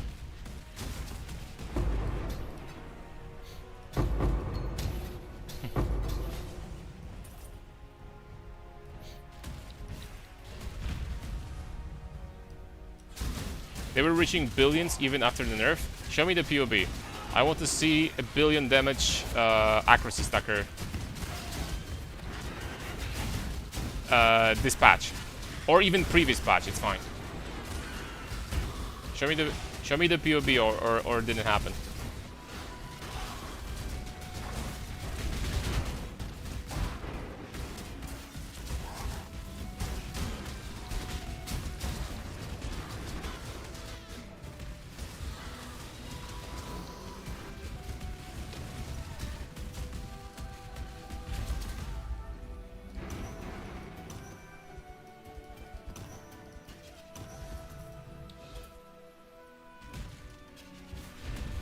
Okay, we got voices here, so payday already acquired.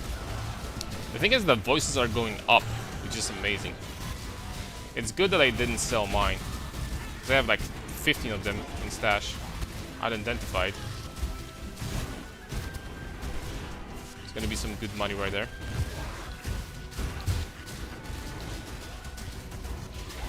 This doesn't have the crab barriers, right? Oh, 1 second.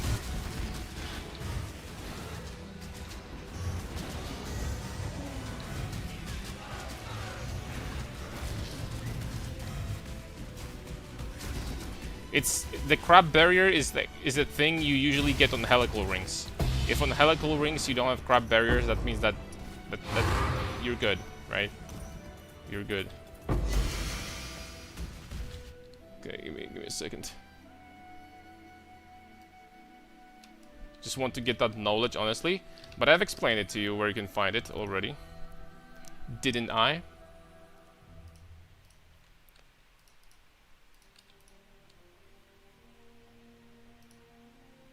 It doesn't have crab barriers. It doesn't. Oh, this is...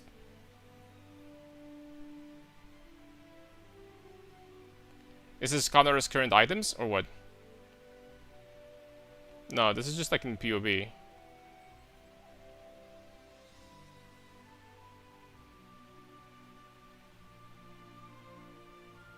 I don't know what this is.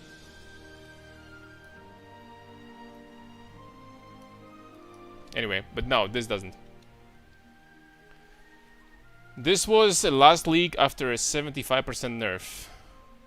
But didn't they get nerf from 5% per 25 into 3%? Was that 75% nerf? Hold on a second.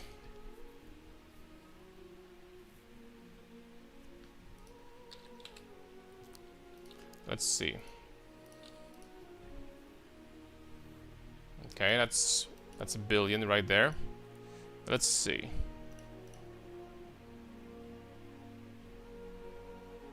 Oh, these are full-born. Oh, how freaking hard would it be to get something like that? Okay, Abyssal.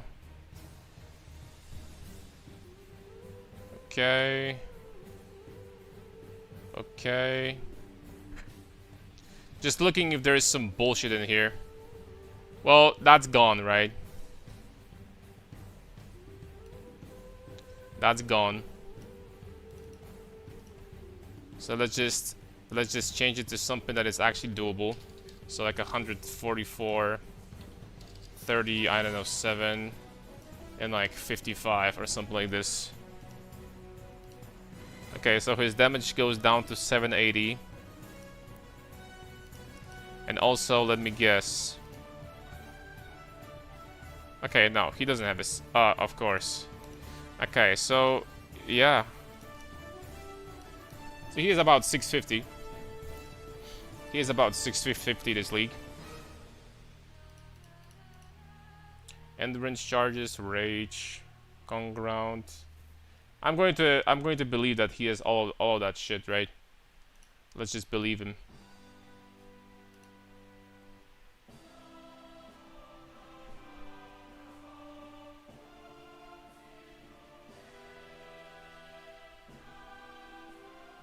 Okay, but that is glass cannon, though. Holy smokes, is that squishy. And this is with aspect of carnage, too.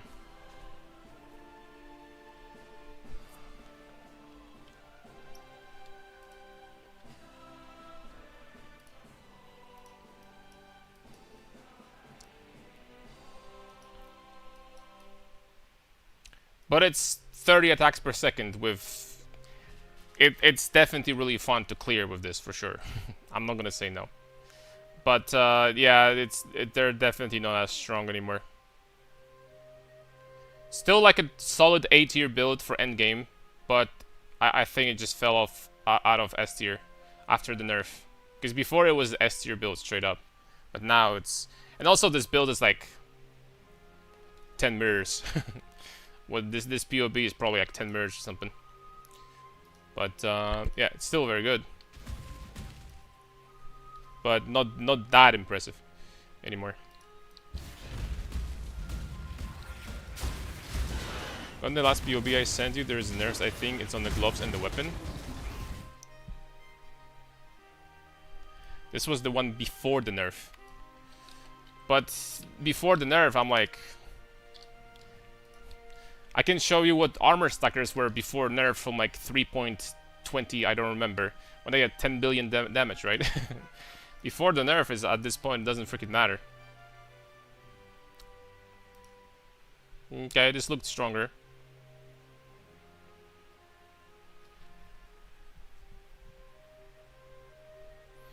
But this is minus crit. Oh, this is without. Okay.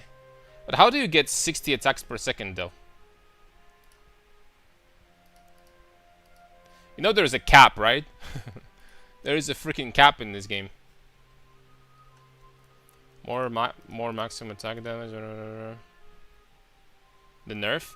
Yeah, but there is a cap in this game. You cannot go above 30 attacks per second. I think it's like 31 or something. That's how the game functions. Anything above that is gonna be wasted.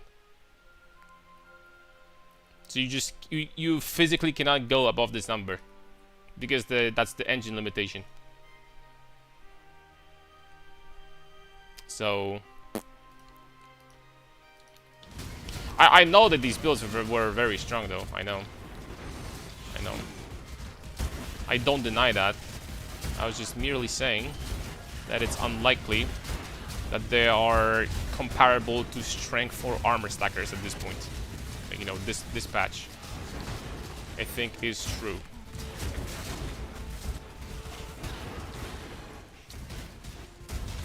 But there's still solid A tier build, I would say, for late game. I wouldn't put them in S tier for sure, though. Like, not even close.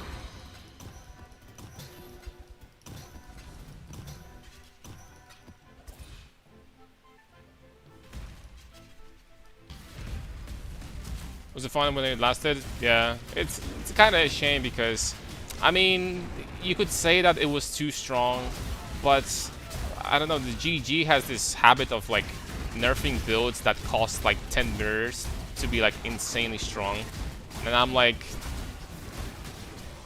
what's the point, GG? You know what I mean? Like, what is it going to? Is someone in GG freaking playing an aura bot or something, and they just cannot fathom the sight of like a very strong character getting buffed so much by an aura bot that they just like, this is too much for this game, man. We have to freaking nerf that shit. Like, come on, man. Let us have some fun.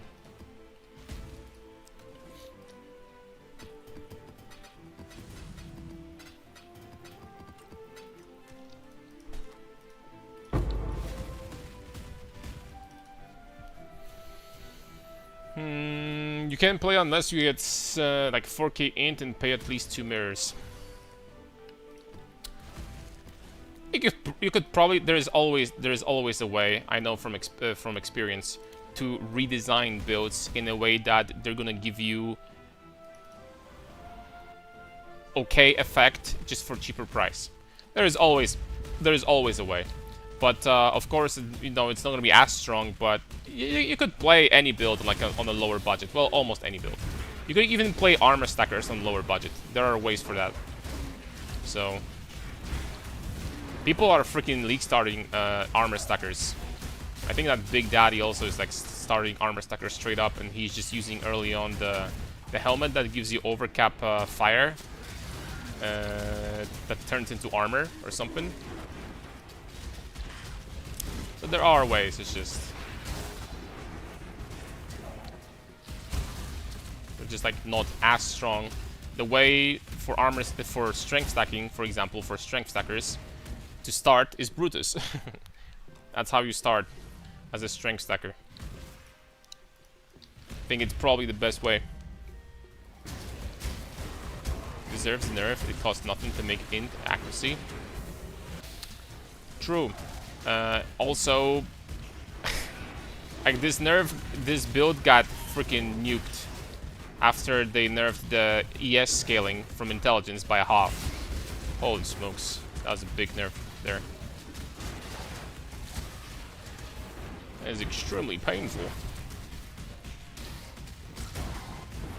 Leak starting armor stacker is not for the faint of heart. That's true.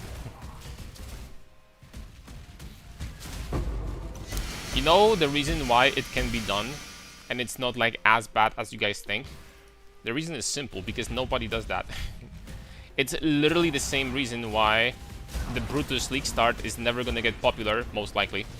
Is because everyone is afraid to start a strength stacker, because there's like a, I don't know, like a vision in the community or something that stat stackers are expensive. They're not expensive if your items are 1 chaos. You know?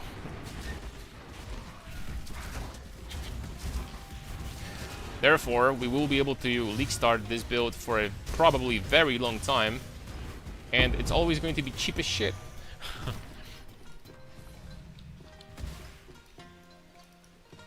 It's always going to be dirt cheap.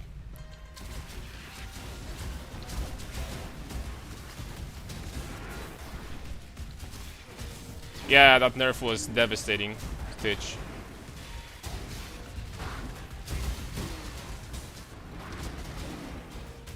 Even my Inquisitor got hit, even though I didn't use the Hova.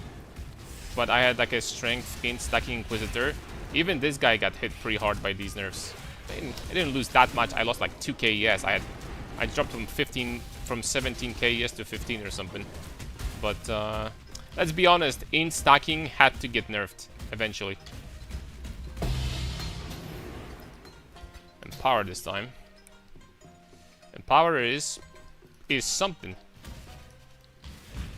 Oh, I know why Empower is expensive, because it's a spellcasting league, right? Because Empower usually at this point is like 5 chaos or something. With Smite skill, you have also large range of damage, like all lightning skills. We do have very large window when it comes to damage, but it's because Replica Alburns. It's not because Smite. All of our damage comes from boots right now. And then the cheaper versions from Brutus. I guess Brutus does 47 per 10 strength, so the window is not that big really. But this one, yes. The window is from 1 to 90, so you need volatility support.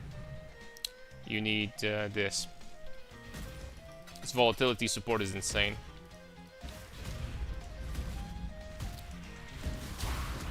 Yeah, I bought an upgrade today. I am going to be hunting for like insane ones in the future, but for now these will do.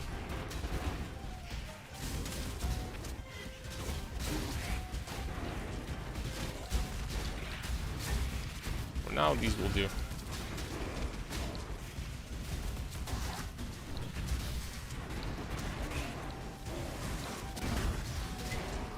I might start thinking about, okay, before I'm even going to say that out loud. How bad is this? Because I haven't checked in a few days. Oh!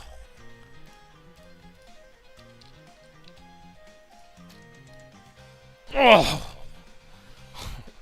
Come on, man! Come on, man! Damn it, bro! I freaking blame Connor for that. If it wasn't for him, and these would be freaking 10 divines as always. Freaking A, man. There's a YouTuber that did the armor stacker with overcapped fire res helmet, so SSF, it's possible. Yeah. 1.5 minutes behind, it's all good. Yeah, it is. I swear, you can build virtually anything on lower budgets. That's how they designed this game, which is great design, by the way. That there are alternatives. Almost when it comes to almost any build, there are alternatives. You can get something that's going to be, you know, weaker, but still gonna do like similar thing, and that's freaking amazing. Even for the overcap Colt, there are unique chests that are dirt freaking cheap, and you can do the same thing with those also.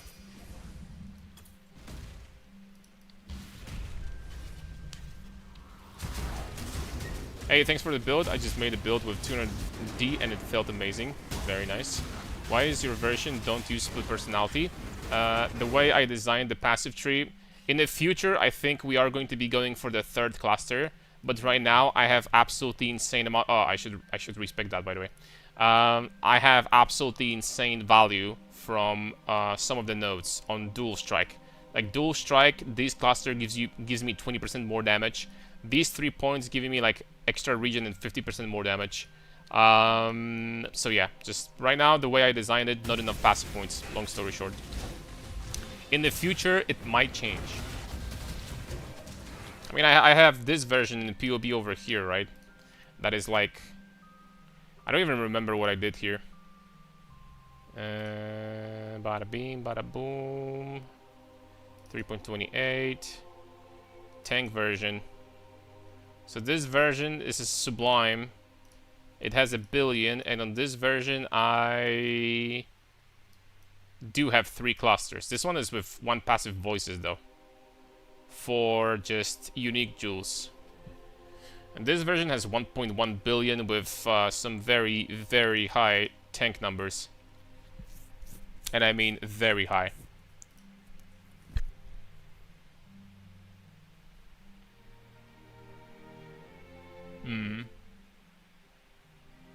Like for Giga Tank, we'll have to use this in the future, by the way. Like, less damage taken per strength and Arctic armor buff effect is just freaking insane.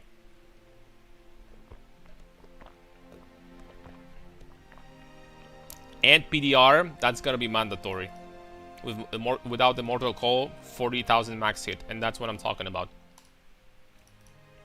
With this, you can start tanking Ghosted Valdos with Delhi. With this, you can.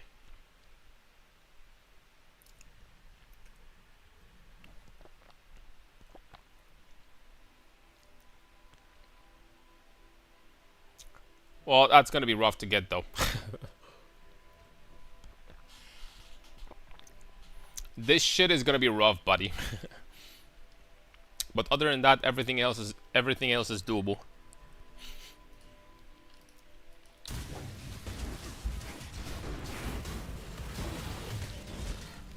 Don't you think that's overkill damage? You should get a little bit tankier. Oh, this POB number, 1.1 billion. That's actually less than I'm gonna have in reality, because that didn't include the 20% more damage from Crown of Ice, from the Legion unique. So that's actually 1.3. To answer though, at certain point there is like limited amount of things you can do. Okay, my answer is yes, you could drop damage. But what I was thinking about the most is pushing the damage, DPS, and max hit as much as humanly possible, and then doing, you know what? Oh, no, I shouldn't have closed the POV. There is this fun little unique item that nobody freaking uses.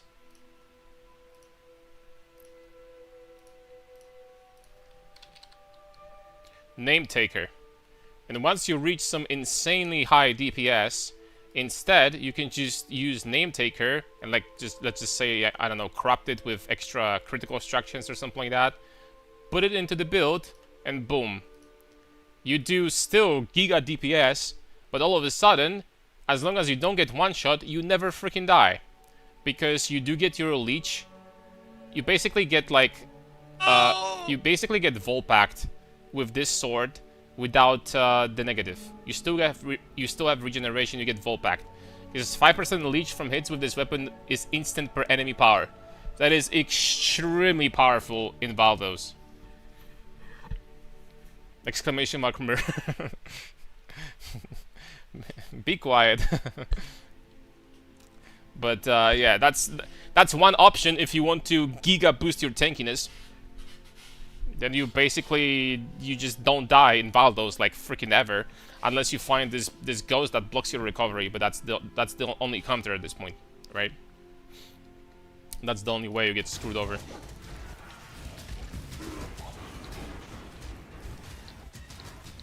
That's one way to do it. How are you doing, Harun? Still grinding, what is this, Sekemis? Where's your temporalis, I'm asking?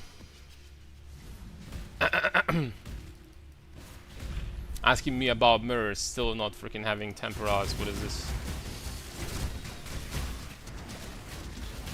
The problem is Sublime Vision. That's like in super. I've been already doing 100% Deli Fear. Ghosts, in my opinion, are too much. I would probably die too quickly. But it's not that big of a deal, really. I think I'll be maybe tanky enough if I swap to a rare chest. Maybe figure out how to get some block and spell block also after that. And I think we're gonna be fine after this. So I think even without Sublime, it should be fine overall. But we'll see. 15 stack DX. Whew. I have a temporalis before my first mirror. What do you mean? My apologies. Sorry.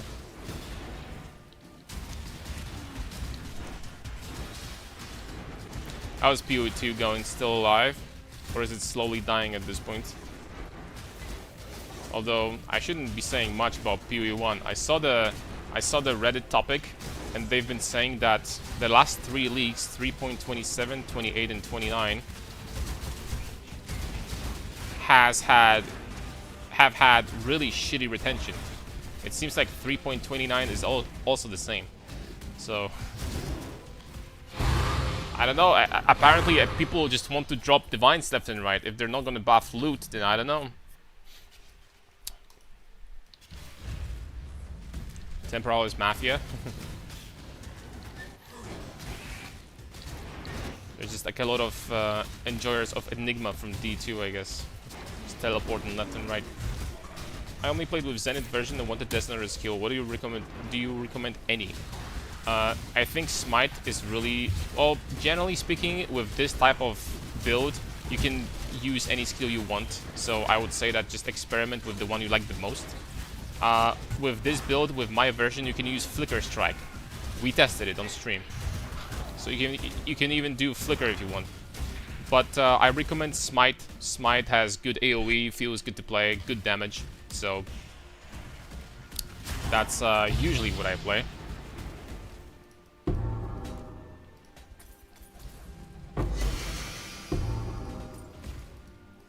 I'm actually switched to this for now. Play with dual strike for a little bit.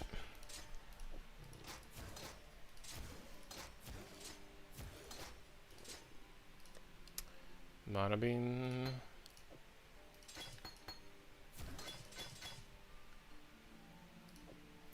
Melee splash and this.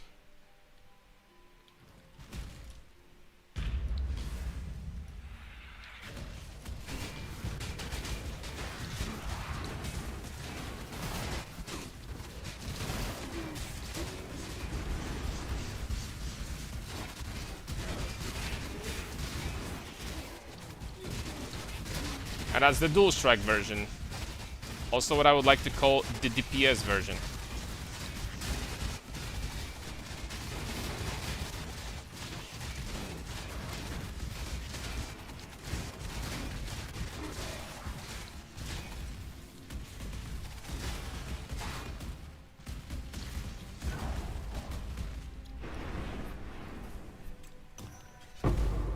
What is the current max hit without any config? Let me take a look. I should have POB from today. This is the DPS version. Without any configs, I need to drop flasks, and I would need to drop Immortal Call. And that's what you have when you're standing still. But the lightning resistance is the thing is that 70% of lightning and cold damage you convert to fire anyway. So like you have pseudo immunity to cold and lightning penetration also. But yeah, I guess it's about 100,000 for cold lightning, 130 for fire, and yeah, something like that. Oh, this is with fortify also, but you have fortify all the time.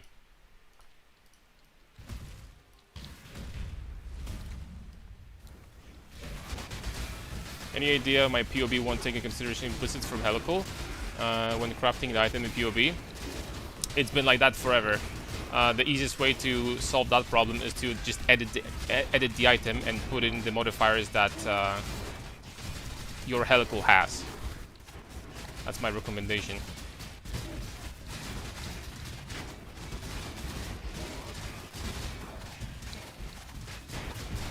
But don't do something like people do on Reddit when they talk about like Eyes of the Grateful or something like that, and Eyes has like 30% attributes.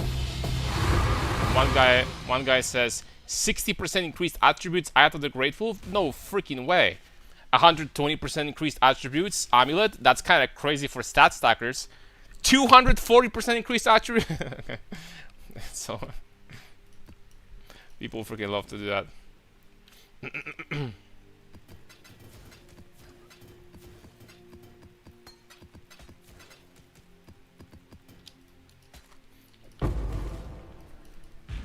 Which boss is most deadly from Valdo Feared? Shaper. Shaper is like the least problematic one in my opinion, as long as you have Sublime. Or like my setup that converts like 70 or 90% cold and lightning to fire.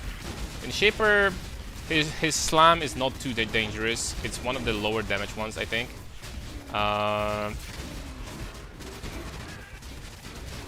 His beam, when you have that, is whatever. His balls, again, whatever, because they have low damage, but they have penetration. So Shaper is kind of like whatever, as long as you do have the setup. If you don't have the setup, then I wonder how Connor is doing with those, because Connor has like the Rex talisman, right? So he's probably taking a lot of damage from beams and shit like this. I don't know how much damage he's taking, but probably a lot. Alright, next up.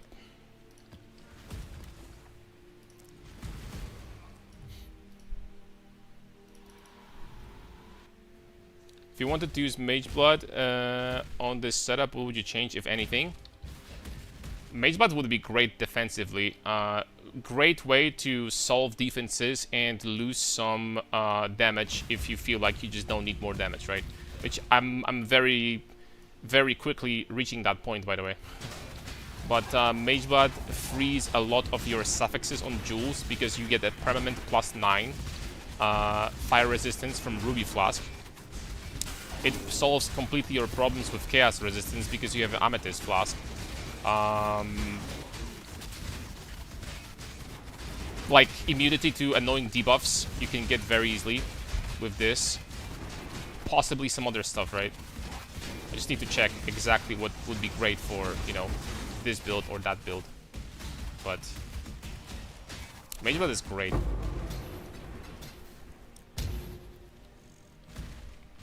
In Connor's case, you're mostly taking damage from dots because you're converting hits. That's right.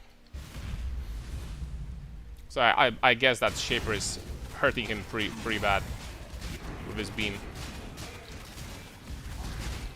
But Valdos, I mean, Fear don't have that many dots, right? It's Shaper. And it's... Cirrus, I think his, like, the shit that he drops on the ground, maybe? I don't even know.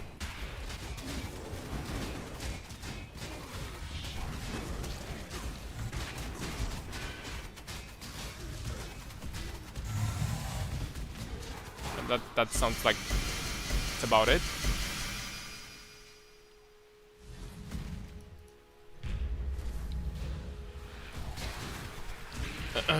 This is the closest to his POB right now. I'm gonna check that in a second.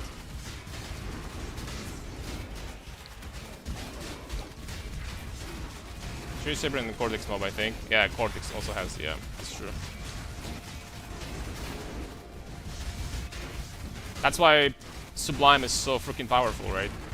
Because you're just immune to all that.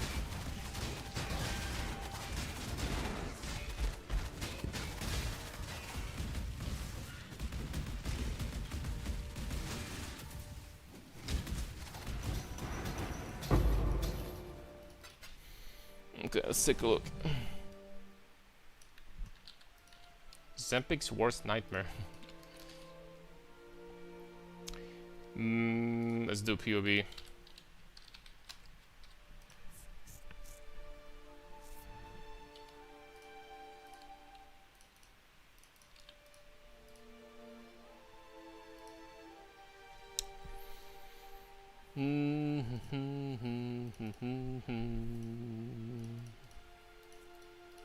Let's click on... Wait, hold on a second. He doesn't have Immortal Call in here? He does. Okay. So with Immortal Call, yeah. Like compared to me right now, he is higher max fire hit and physical. But Cold and Lightning, because of the Talisman, I would say that his are probably might be lower actually. Might be actually lower than mine. But Fire and Fizz, he definitely has higher because he has much more life also. And Progenesis. I need to get Progenesis for Ghosted Valdos also. Like, keep in mind that I'm going to be freaking killing Valdos in a second, right? Killing Feared in a second. Unless they're delirious. But, yeah. He definitely has better defenses than I do, for sure. But I have, like, 5 times more damage. But his defenses are way bigger. And obviously, I think that this is like a mid league setup. Like, you know, once he switches from this to Sublime and something better, then he's gonna be so much tankier. Like so much tankier. Gonna be very tanky.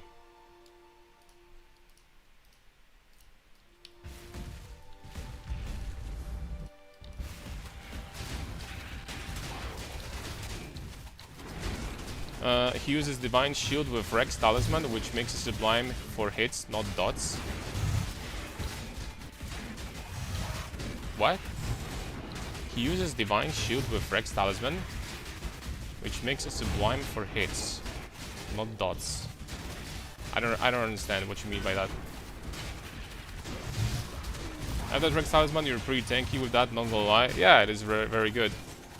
Basically gives you against hits like immunity to penetration, and as long as you get 75 all res, it's very strong defensively. 75 cold, 75 lightning, and 90 fire, then that's very strong.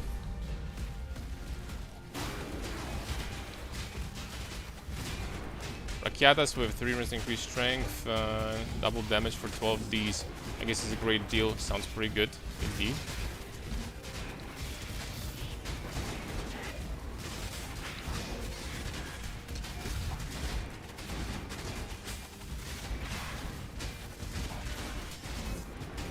Very nice. thinking of trying it, but I need the helmet. I'm following my build. And I get sad dying on breach budget strat with more than 100 divs on the build. You know, this game is not easy. Monsters do a lot of damage. Dying will happen at times. These bastards hit pretty hard.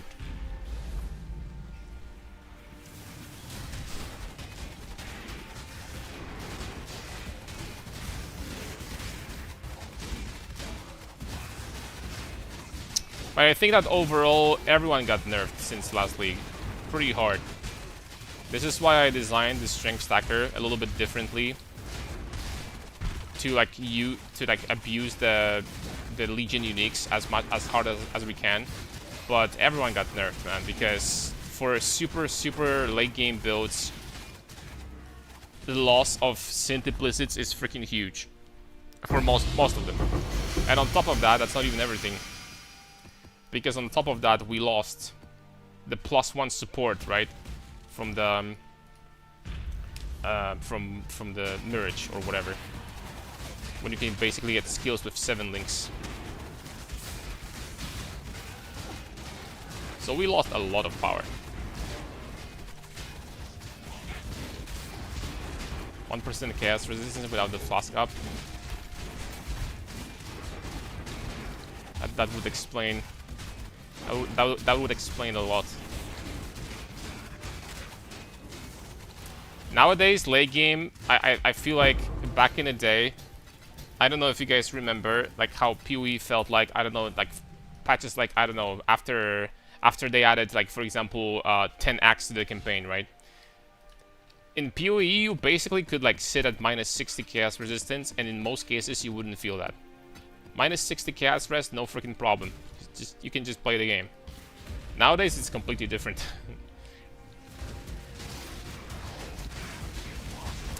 Nowadays, it's like not even close to that. You need your chaos rest, and going CI is big.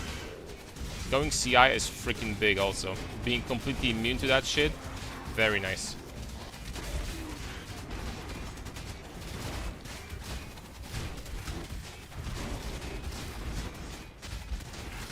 Because you're immune to poison too. And a lot of map mods. Like monsters also sometimes like apply, there's like a map mod I think that applies Wither or something like this. That's dangerous.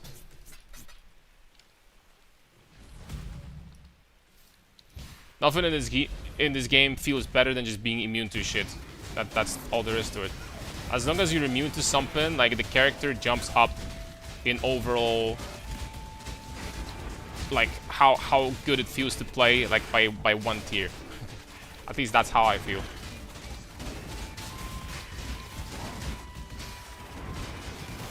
Like we're on this character, for example, immune to most debuffs in the game. Every ailment, every slow, stun,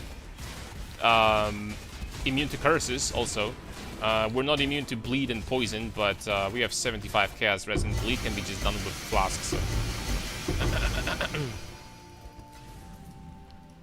So that's like not that big of a deal. Simulacrum is this economy, that's right. Simulacrum is pretty good. I've been making a lot of money doing this.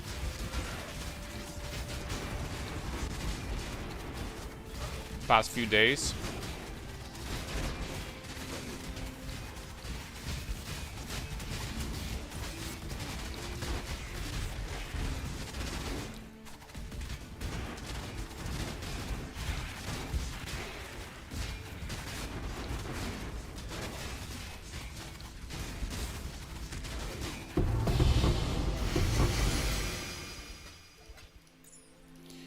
You know what's great?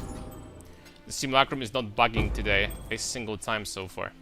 Because sometimes, when you're going to enter a simulacrum, there is a bug that basically prevents the wave from, you know, going to another wave because some monsters, I don't know, spawn inside walls or something like that. I don't know. But because of that, you have to wait like 30 seconds or something. That's the only annoying part.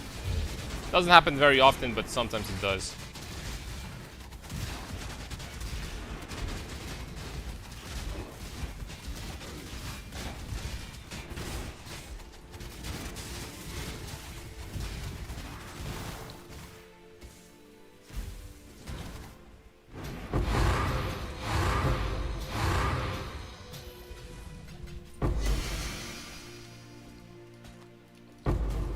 When was the last time I got some split personality that was worth something?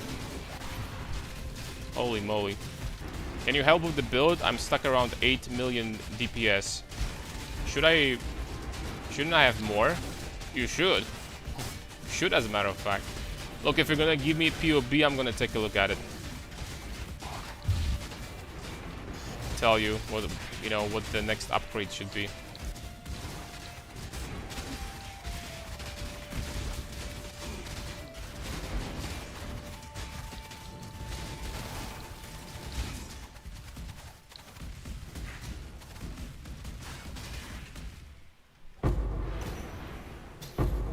Can you share a budget version or crafting? I've been making YouTube videos since the leak start with the updates, and I've been talking about how I've been crafting my items in those videos. So I very much recommend those. I've done, like, since the leak start, I did like 6 or 7 update videos. And I talked about my upgrades and how to craft items and stuff like that, blah blah blah blah blah, everything.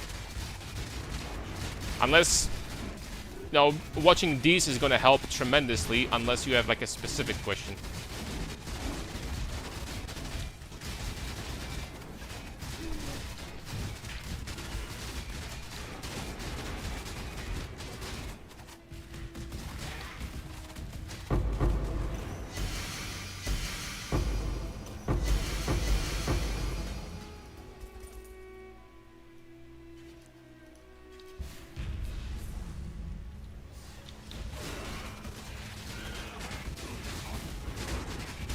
Very nice content. Wait until we're gonna be doing like actually difficult Valvos, and I'm gonna be raging after dying. Wait until that. We are going to be dying.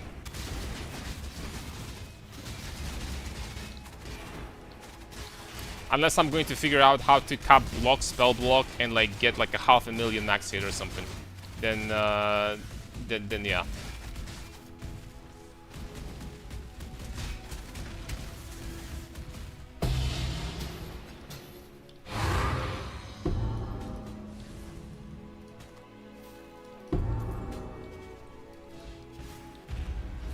Oh, I didn't mean to. So we're going to the Rex Talisman version. Nah. At this point, Rex would be just okay. Kappa. Okay, fair enough. At this point, the Rex would be nerfing me. I don't need that at all.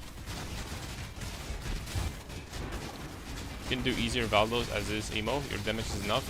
Yeah, I've been already doing 100% Deli Feared. They die very quickly. And they're not that dangerous, to be honest.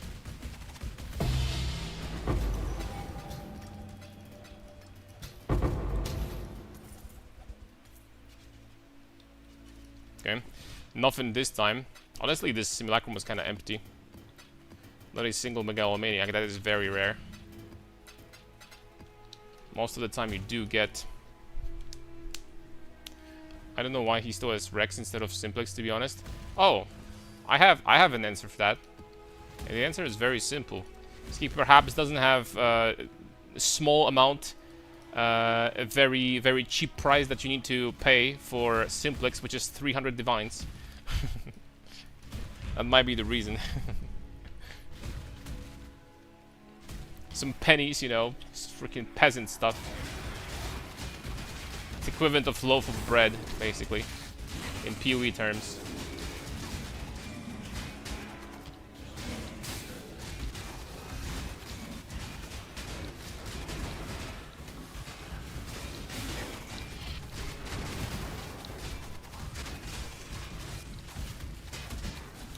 Yo, physics, honestly, I would recommend my YouTube more than Mobalytics.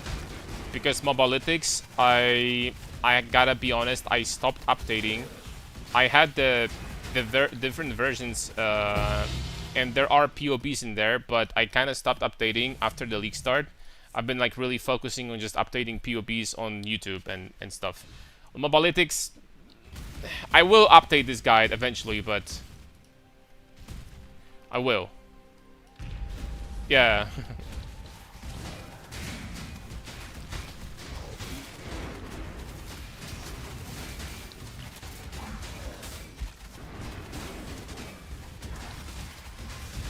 Wasn't sure you stream on Twitch.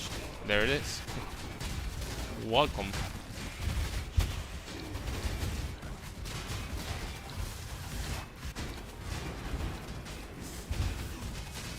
Actually, I don't stream on Twitch. This is pre-recorded. This is a pre-recorded stream. I uploaded, so yeah. So you're really not talking to me right now, man.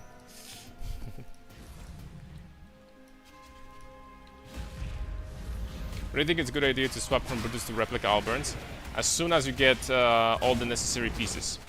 Paradoxica, Replica Alberns, and a different amulet with like very good amount of strength.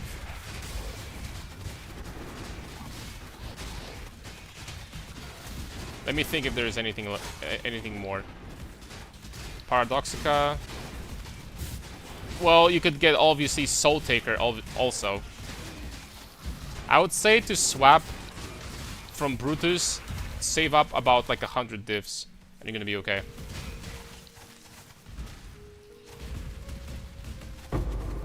You're gonna be totally okay with 100 divs. Maybe even less than that. This is my POV. What to improve? And should I recraft my belt? Let me see.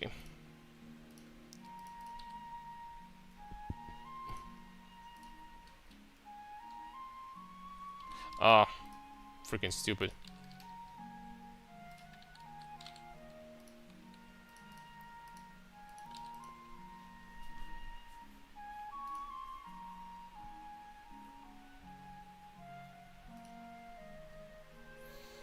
Oh, okay, you need better than that. It's nice corruption, but the base roll on this is super shit. So, I mean, it's okay, but you can get something better than that very cheaply. This is fine. It's fine. That's fine. Very low strength, though. That's fine. No attack speed, though. I take it back. It's without attack speed. I mean, it's okay. You need resistances, right? You're really overcapped, though. So recraft that to get high attack speed. This is fine. This is fine. Oh, you have Calandrus. Lightning, Chaos, Fire. That's fine. That's actually kind of nice. That's fine. You can try to divine that to get 14% attributes instead. But overall, it's okay. Stormblood. Martial Power is Overlord. Martial Power is weight advantage.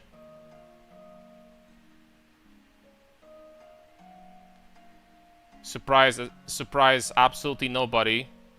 Jewels are really crap. You're probably missing, I don't know, maybe 20%, maybe more damage. Just because jewels are garbage. So that's definitely something you would need to work on. Jewels are... It actually surprises me, and I'm saying that with like no flame whatsoever, right? But it actually surprises me how many people like completely disregard jewels. Jewels are freaking insane in PoE 1 and PoE 2, both. So getting the right jewels is a gargantuan damage boost on almost any build. So you gotta get the right stats there. Like crit multi attack speed with Mace Scepter, strength with some additional accuracy or attack speed or crit multi or something like that. These are really bad. Okay, I would say that's the main upgrade for you. And like getting attack speed here, getting high strength here. Like you're missing a lot of strength, like higher roll. Getting better Brutus. Okay, I should have done that earlier. Already pumped like 50 units to my increase in like 10%.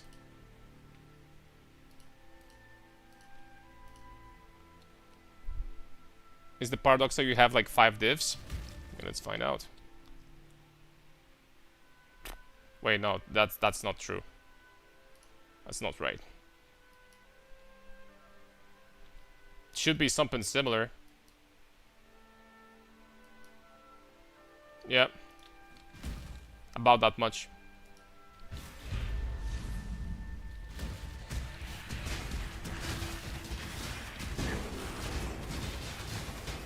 Yeah, you can also, for pretty cheap price, I even talked about how to do it on a YouTube video today.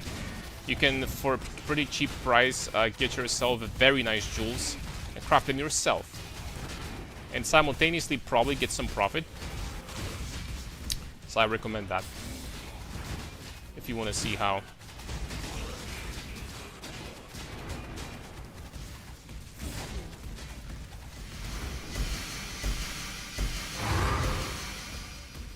Don't you dare buy that before. Eventually we're gonna need to get like a corruption here, or... Well, I don't know if slamming volatile orb is even worth it on it. Because what am I gonna get? Like 5 strength? That's probably a waste of time. So we're gonna need to get like a good corruption here. I'm probably gonna be buying those and double corrupting in the Vol Temple. Well, that's the dream, at least. If they're not gonna, like, disappear from the market. But, hopefully not.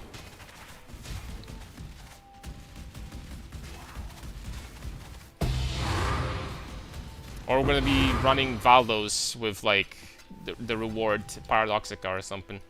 And there we go. We're gonna have a shiny one on top of that. Hear me out, Volatile Orb on the Crown of Ice, that doesn't work. This number cannot be changed unless they change that this league. But I doubt it.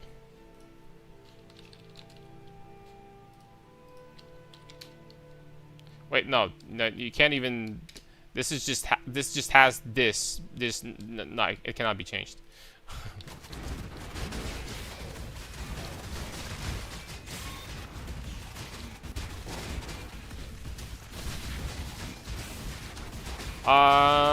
This would be OP, but at the same time, it would be basically almost the same as this.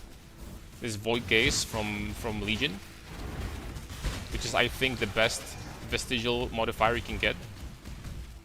Because this is minus 20% chaos resistance, so it's very, very strong.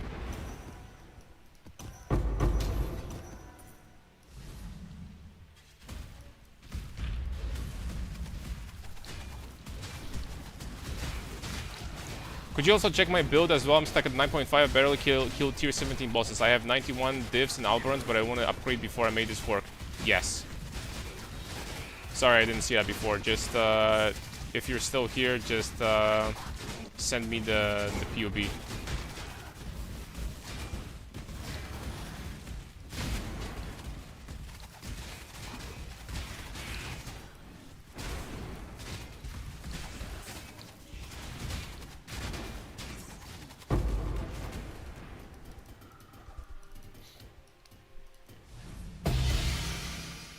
Nice-oo. Plus 5 divs. Strength, accuracy, chaos pen, Paradoxica for 50 chaos. Well, accuracy is much worse, though. So you lose a lot of crit chance.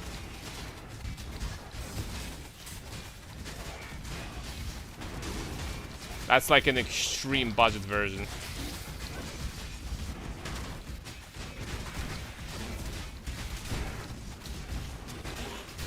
Oh, you're still here. Yeah, if you're gonna send me the BOB, I'm gonna take a look.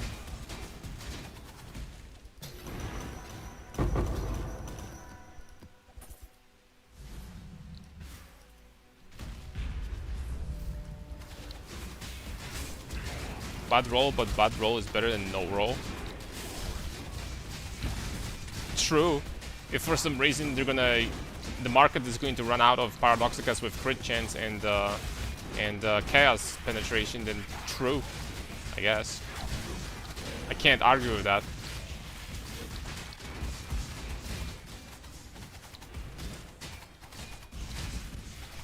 Waiting to my friend. Did you send me the POB also? I don't see. Oh, guys. Oh, crap. Keep in mind that links on YouTube are not going to work. And there is nothing I can do about that. Unless I had mods on YouTube or something like this, but I don't. So, yeah. You would legitimately need to send me the link on Twitch. Like, come over here and send me on Twitch. Because I will not even be able to see the links.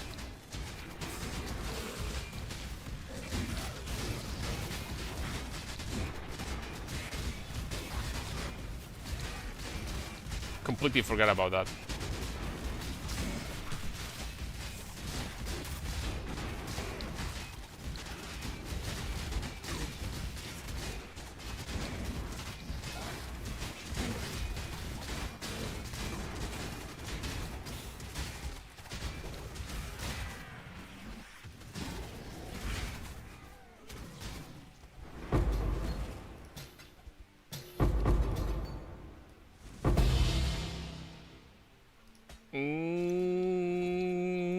Maybe? It's too bad it's not minions. 60C. Better than nothing.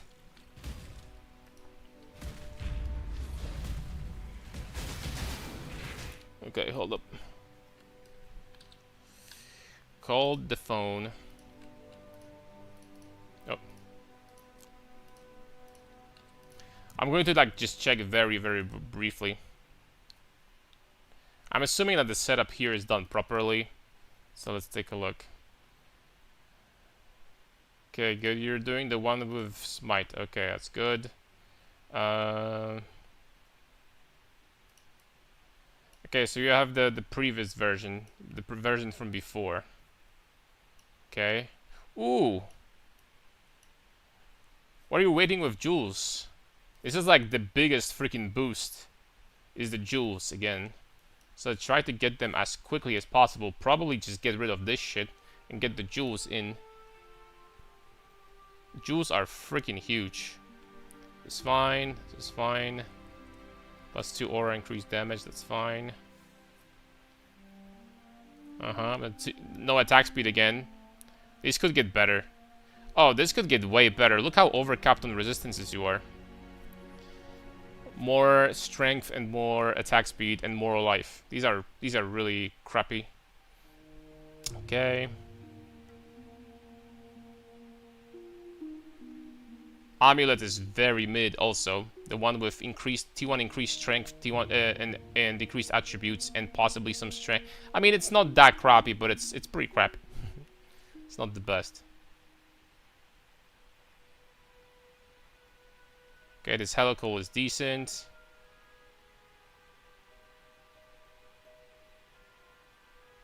It's decent. This one is decent. The belt is good. Doesn't have resistance, but you know, it could have chaos res. Here it could have chaos res, and here you could have chaos res. And get the jewels. And even this jewel that you have over here is atrocious. This one is a little bit better, but this one is horrible. Like, you're gonna straight up probably get like 50% more damage if you're gonna replace this jewel and get these jewel slots over here. You need jewels fast. And keep in mind to use despair, right? Because despair, when you use it, is the whole reason why we're doing so much damage is when you use despair, the balance of terror gives you where is this balance of terror that you have? This gives you like giga damage, right? Because you apply wither on enemies.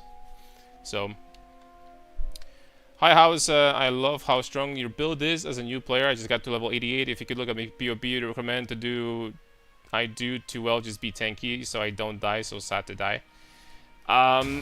Level 88, I would say just like follow my 5 to 10 divine POB for now. So at level 88, I'm assuming that basically you just started. So so follow closely what's in there. If you're gonna have any questions, I'm going to try to answer on the stream. So I've been making build updates since league start, basically like every day or every 2 days. So there's a lot of different POBs and a lot of like points of progression that you're supposed to follow, right? So a lot is going to be in there. A lot of potential, you know, things that you're gonna need.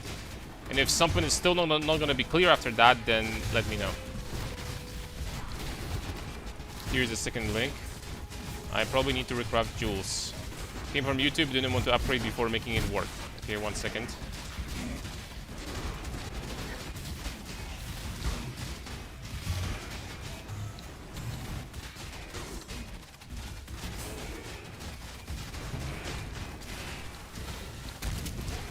How do you craft a rare jewel like that? Super simple.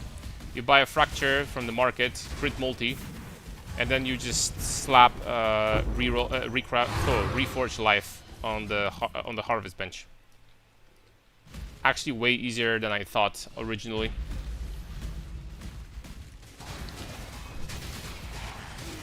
Yeah, I talked about how to craft those on today's video. Also, give me 1 second.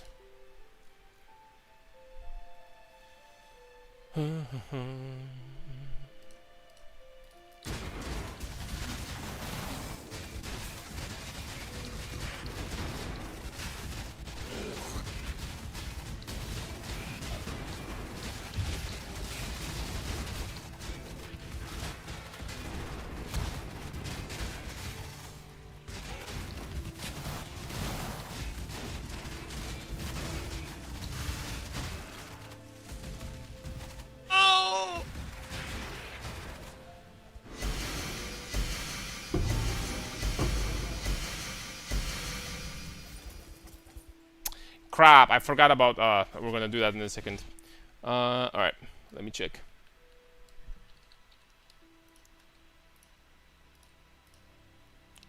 Let me check what you got in here, Mister, what do you got in here? Nice setup here, I like it. Flasks. Oh, you have some good gear here, I can tell. Brutus is nice, not bad. No even need to upgrade this. You could get a better one, but it's okay. Shield is nice. I like that. It's okay for the most part.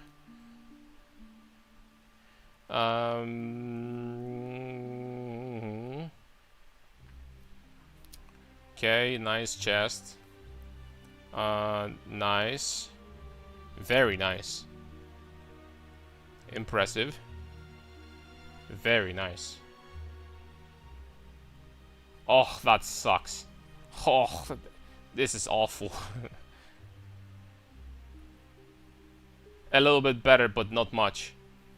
Gotta work on helicals. Gotta recraft these bad boys, and put quality in there. That's important. 20% quality on both of those.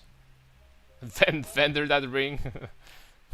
Mods, ban this freaking helical from my freaking screen, man. Belt is nice. Once again, do not hate intrinsic catalysts, my friends. They give you big strength bonus for pennies. Definitely you should not hate on those guys. All my homies love intrinsic catalysts, by the way. Pride, strength, rage, strength, totem placement, speed, armor, not bad. Will do. What is your last ascendancy notes? How do you get them? You buy Pharik Tiger Alpha from the market. You go to the bestiary. You fight the boss, and then you get the bloodline ascendancy. And this gives you pretty much permanent 125% critical strike chance and 35% attack speed. It's very good, especially on something like Juggernaut, because Juggernaut gets like this is crucial, and after that you kind of do whatever you want. You know? Alright, Jules. Oh, that's nasty. Oh. Okay, this one is very good. Oh. Oh. Okay, Jules gotta go, man. Jules gotta freaking go. This one is freaking good. No. This one is really good. The rest is shit. The rest gotta go. I need crit multi, attack speed with scepters, maces, good suffixes. Like, all attributes is fine. Strength plus attribute is fine. Pure strength is fine. You know, stuff like that. Other than that, the rest is good.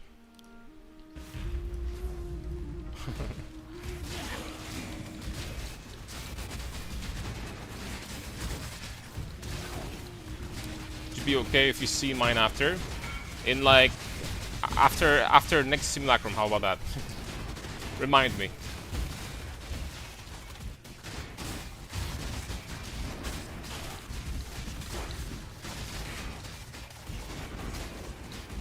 Normally I don't use Wither. Do you guys see what happened to these Delirium bosses when I used Wither? Holy smokes, these guys just freaking waxed. This guy just freaking vanished. Did you see this one? Helmet.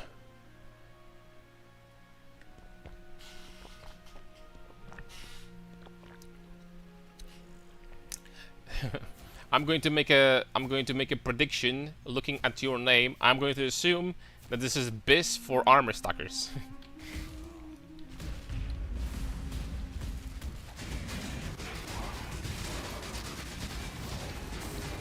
And that looked like a pretty expensive helmet indeed. That looked very good.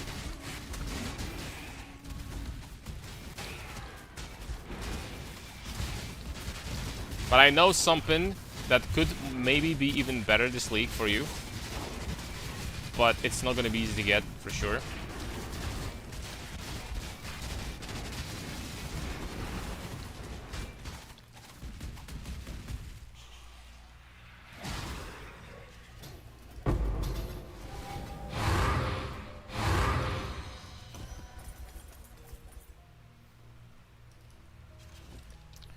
Okie dokie. Voices number 2.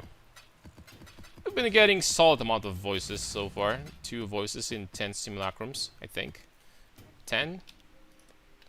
9 even, wow.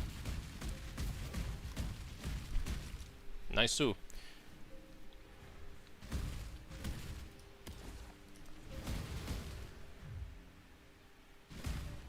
I need to buy Farik Tiger Alpha. I think it was its name. Oh, never mind. We have in DMs. There we go. Thank you, Carl. Should we ID voices or just sell them unidentified? I think that selling unidentified is going to give you more profit overall.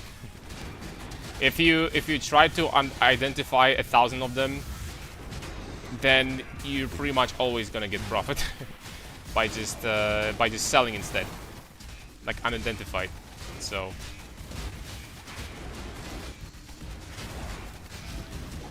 that's how it always is, right? Like, you know, the trade is going to balance itself and work in a way that it's always going to be better, almost always, to sell stuff instead of buy the, you know, unidentified ones. There is math behind it in most cases. Yeah, voices are freaking atrocious. Like 90% of them, you're gonna literally get like 7 passives. Then another, then like another like 70% from that, or 80% of leftovers, you're gonna get 5 passives. And then like once every freaking 7 years, after 7 years of bad luck, you're gonna get like 3 passives. And then when it comes to 1 passives, yeah. That's even worse.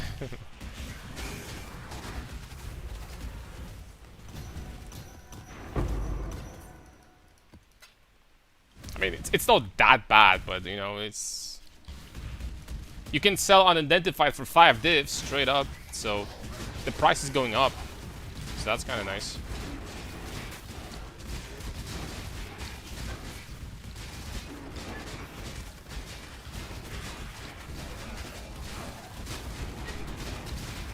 You lose 2/3 of your money per click on average.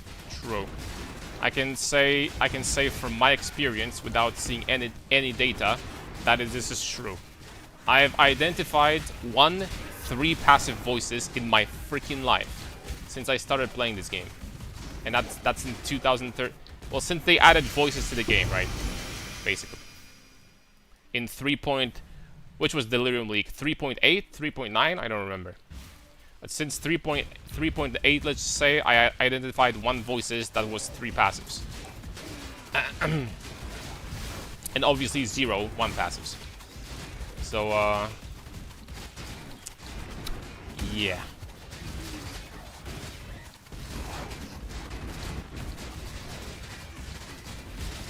It's one of the worst gambas in the game, but you can still win. You had to add that line, man. You had to say that. You can, hey, but you can still win, man. So, like, you know. What is the biz this league for the helmet, you said? Oh, for armor stackers? Watch carefully. For armor stackers? Now, that I might be full of shit, but... And also, it might be borderline impossible to get, or at the very least, very hard. But, watch. Not this one. And obviously, you would be looking for a different helmet, but watch.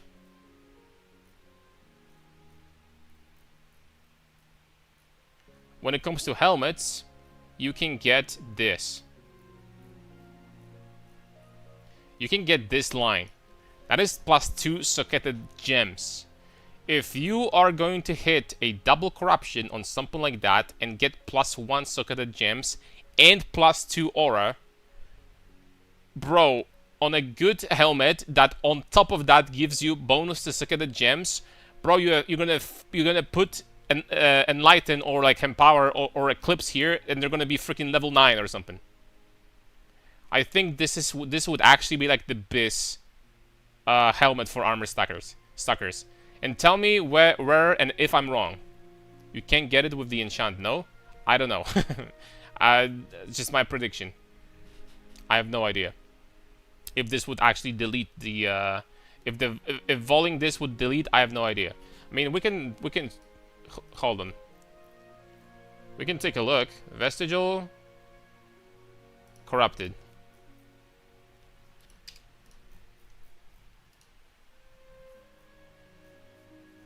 The implicit is gonna brick it. Okay, it bricks it. Okay, they made sure that we don't get more power than that. Okay, man. But what if you... I mean, that's never gonna happen. No, you can't do that either. No, never mind. Okay, that's dead then. That's dead. So I take it back. This probably is the best helmet for you.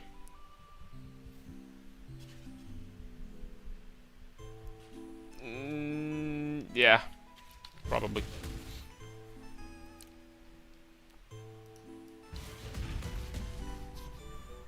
I mean, it kind of makes sense though.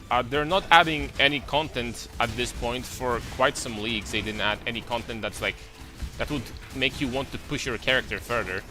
The hardest content in the game is Baldos. Like the worst Baldos. So they haven't changed that in many leagues now. So I guess it's fair enough that they don't want to increase power creep. I guess fair enough, but...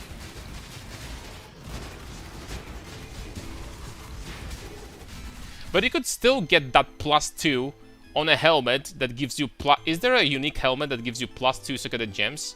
There is one from Maven, but that's not gonna work, right? Because it's from Maven. Apart from that, I think there's only one that's +1.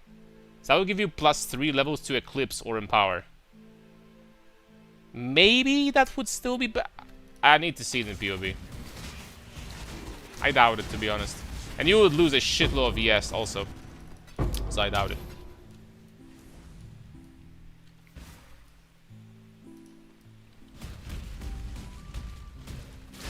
There is a corruption from the ultimatum with +2 on Socketed.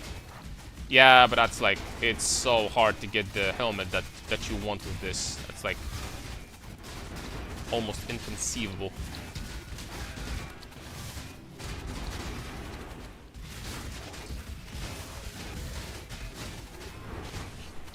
Best armor stacker this league is LA to Scion with helmet that gives overcap fire to armor. Prepare 2 mirrors for this. That's better than Champion, for example. Or I think there was someone else on armor stacker for armor stackers, right? That's better than Champion?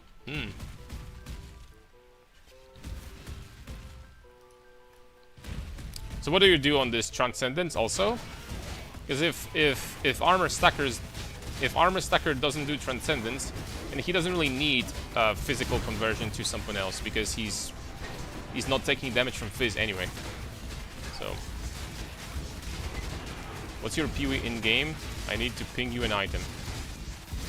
My name in game? Brutus Jugg. I use this? Yeah.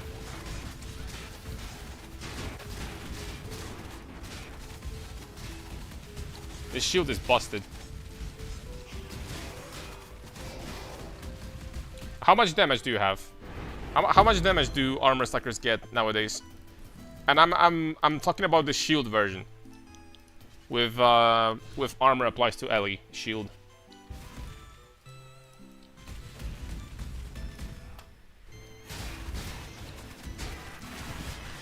Can you check my POB? What am I going to be looking at? What do you need help with?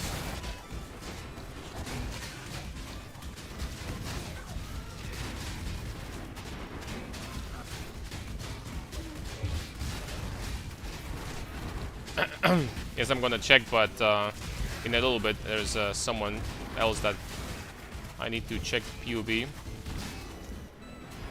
POB of someone else. Not much less than the last one, but I play shield. Yeah. How much do you get right now? I just want to like know, you know, I just want to have a glimpse of how much armor stackers get nowadays. So I don't even know. Maximum energy shield, blah blah blah. Life when you block, endurance charge when you block, lightning resistance. That's a nice freaking shield right there. That's clean. How much this can cost? I have no idea. Need to observe the market. Try to find something similar on the market with just less mods, like for example drop resistance or something like that. I know from experience that the chance to get endurance, get a charge on block, I don't think that's necessarily incredibly valuable from my experience, this mod. But the rest on the shield was really good. But I don't know. Need to observe the market. I did not POB it still, to be honest. Still no POB? Okay then. If you're gonna have opportunity to tell me in the future to see, then tell me. I'm actually kind of curious, because this is 2 best archetypes in the endgame. This league, it's gonna be strength stackers and armor stackers for Valdos. And that's about it.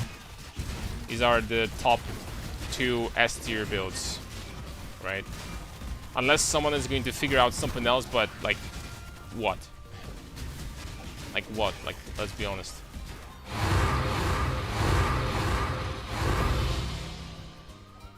Nice. I mean, something maybe can be figured out with the new what do you call it? Oh, this is going down. With the new pirate sword. This pirate sword is potentially build opening for sure.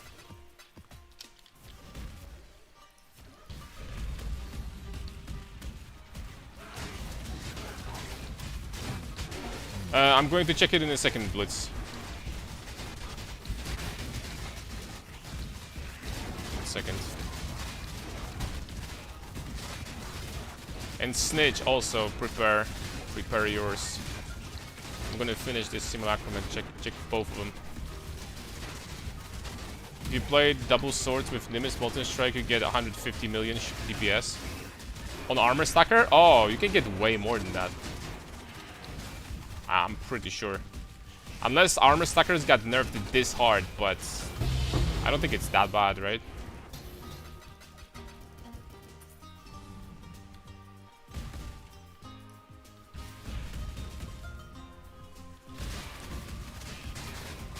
Probably not that bad, boys.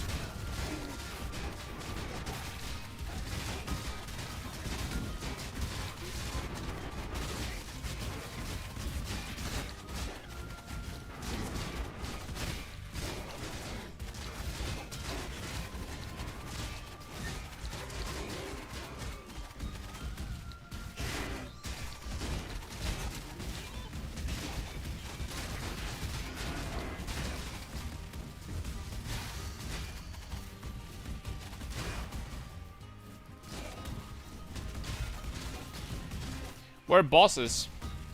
We're bosses, damn it.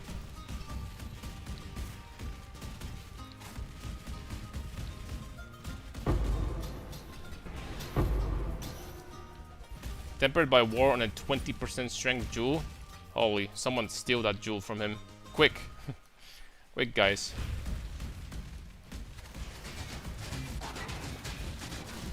This guy is not screwing around when it comes to, you know, flexing freaking expensive freaking items, man.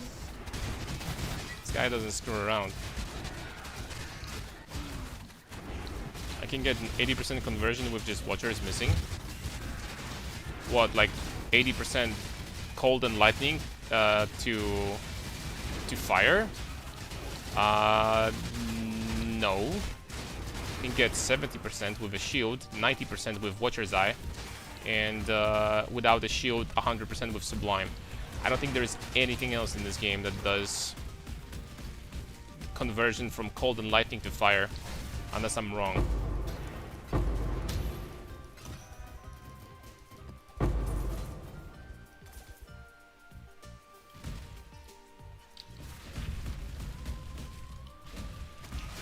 Trauma Stacker and Delve, but you can't really Valdo map that because you need to wrap like 10 seconds to be stationary. And it's also probably not like giga high damage, right? Usually Bone Shatter builds. I mean, there is like a Hydrosphere tech that was released by Smokey, I think, on YouTube, when you can like basically do like a double hit with Bone Shatter. But I still don't think that Bone Shatter is gonna have enough damage for Valdos. Or tankiness.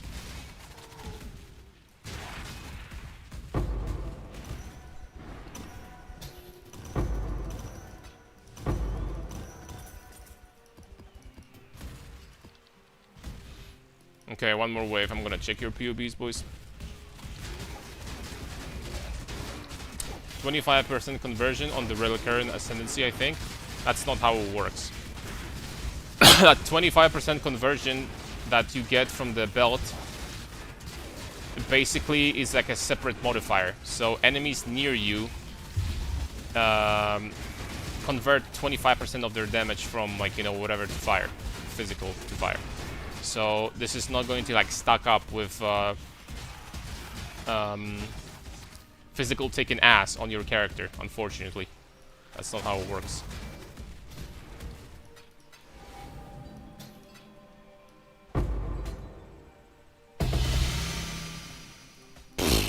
Okay, thank you. That's what I'm talking about, baby. Got some monies. Got some monies towards the end.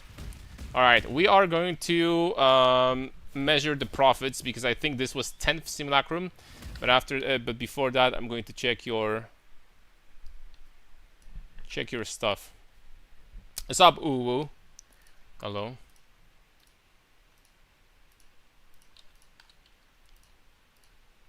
Ooh. Okay. So what's the problem here? I'm not gonna be checking out this. I'm assuming it's correct. That's good. That's good. Could divine that and harvest for more attack speed. That's fine.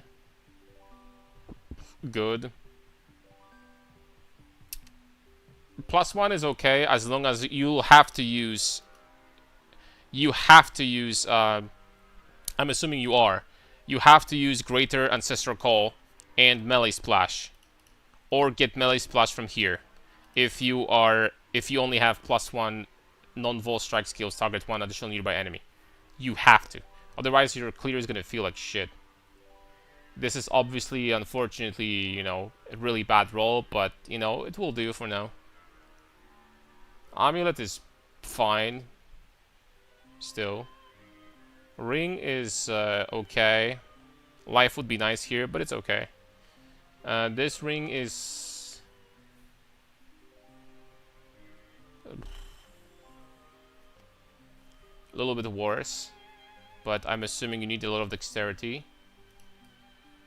You know what we can do? You can drop the tattoos and keep the dexterity, and this way you're gonna save yourself a suffix on a helical, which is big. So that's what I would do if I were you. Belt is very nice. Basically as good as mine. Will do for now. Ugh. Okay, that's gotta be an upgrade in the future.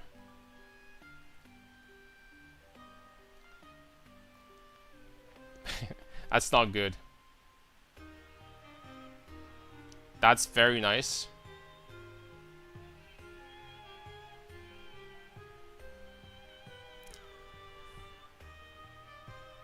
Need max fire resistance here instead of this critical extraction. Don't get critical extractions on jewels, guys, ever. Just don't do it. Split personality? Here, there is no way that's better than a jewel. No shot. See, like a jewel like this, a jewel like this gives you more damage and +2 max fire res compared to split personality. Do not use split personalities here, boys. Yeah, you gotta keep working on the jewels. Improve this cluster jewel also. For the most part, helical rings could get better. Yeah.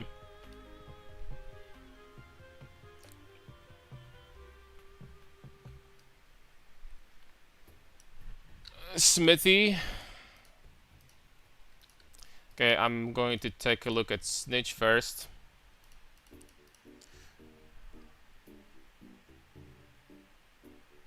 You're doing Smite, okay. Okay. Okay. Okay. Low strength, but okay. That sucks. Attack speed, no life. These are awful. These are awful. No attack speed, no life. At all. Okay. That's extremely low budget. No attributes here. And no open prefixes. Damage while leeching is also extremely whatever. That's fine. Second helical, but this ring is okay. Belt is insane. Holy smokes. Your belt is better than mine. It's fine.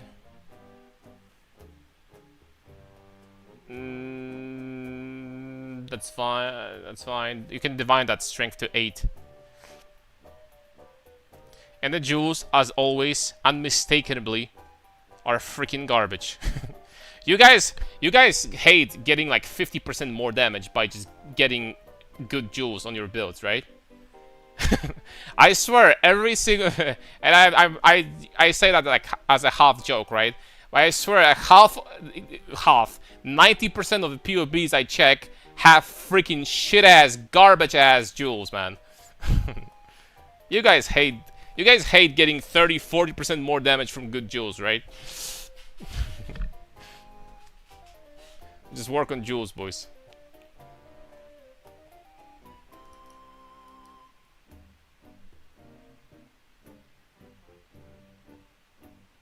Okay. Yeah. What I said. Okay, one more. Smithy. I don't know what I'm doing. Okay, Smithy. One more after that, we're gonna go back to... I love to help you out, boys, but... we need to prepare data for tomorrow's video, so... Oh, what? What the hell? What is going on here? Oh... Alright. Okay, Smithy, here's the problem. Here's the problem. You combined the two builds. You combined Brutus with Alberon's Warpath, right?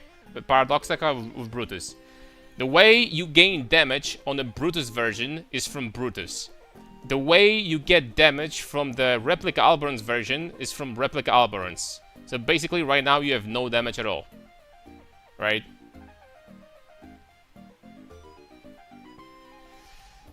Oh, alright, hold on a second, because... Okay, you have Insane Amulet. Your amulet is freaking cracked. And then you have gloves, 1 chaos gloves. I don't know what's going on here. You have gloves for 1 chaos, then your ring is freaking amazing also. This is really good.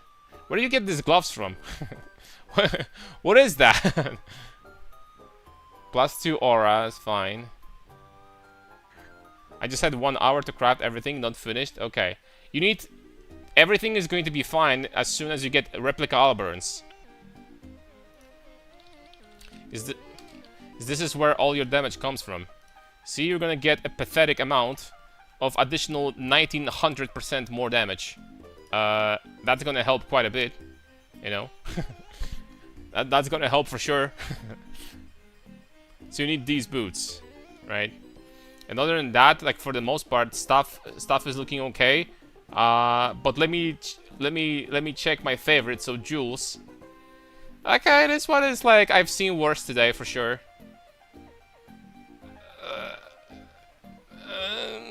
I've seen worse, but not much worse than this one.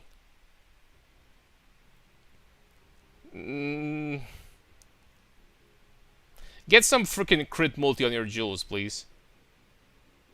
Oh, that's a good freaking jewel. But you still need minus maximum fire resistance, though, on these.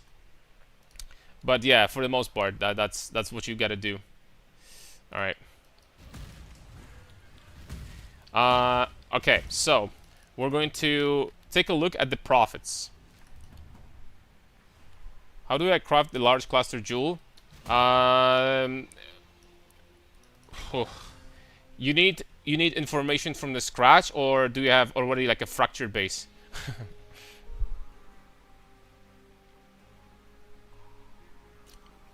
PoE in the leaderboard is double strike of momentum, not bone shatter trauma. Double strike of momentum, that kind of sounds like this could be right. Swap shoes, that's correct. Original Sin, 1.5 billion damage and billion and different. I don't need a large cluster jewel. I showed 2 days ago was selling for 20 divs. Did to buy Iron Fortress chest. I was wondering if is +1 to gems more important than high strength. It's pretty important, but high strength is also important. Try to get as high strength as possible with +1. My recommendation. It is pretty important. Alright, let's take a look at the profits so far.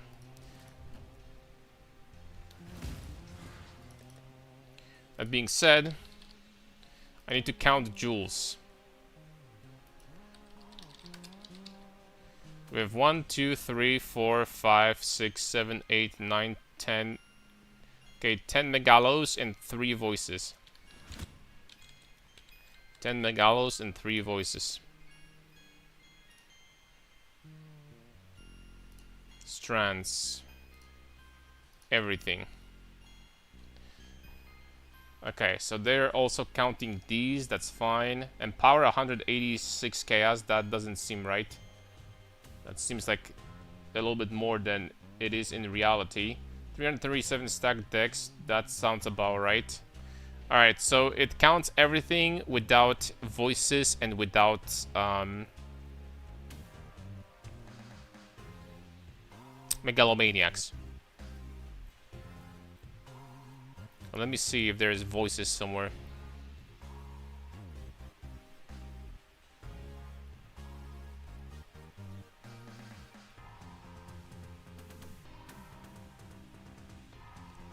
Bro, it doesn't show voices at all.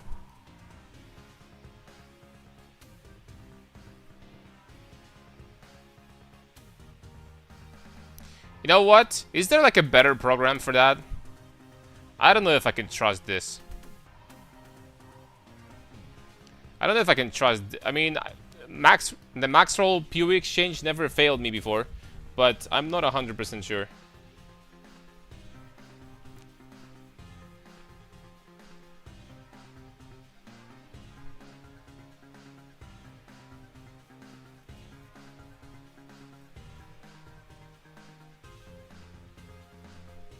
Wealthy Exile.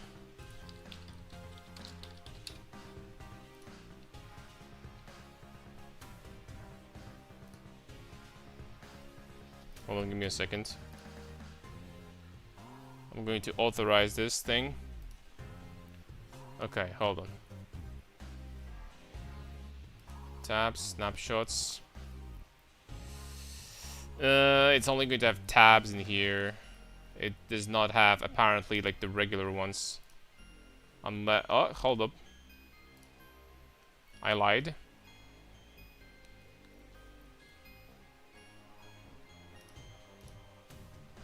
I lied. No priceable items. This could be caused a number of reasons. You have wrong platform selected. Updated here. PC, all flame.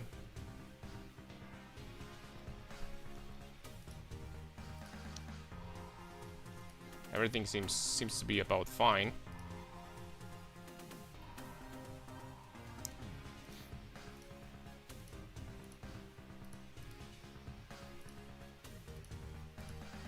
I don't know. It takes a minute or two. Refresh.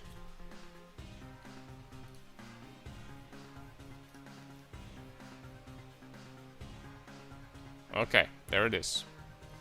There it is, ladies and gentlemen. And the prices on these look much better. They look to be right. So I am a big fan. That being said, we still do not have identified voices and megalomaniacs. So we basically have this, plus we're going to have to calculate voices and megalomaniacs ourselves. Perfect. So, bada bing, bada boom. So we have 18 divines here. I mean, more or less, it's the same. This shows 19.4. This shows 18, but I think this one is more accurate, not gonna lie. So it's 18 divines here, plus we have 10 megalomaniacs. If I calculate properly. So 10, well, times like 70, so that's 700 chaos. And the voices are 1,000 already. So they're going up. So it's 3,000 plus 700, and divine right now is like divided by this much, plus 18. Okay, so it's 40. The first 10 simulacrums gave us 40 divines of raw profit.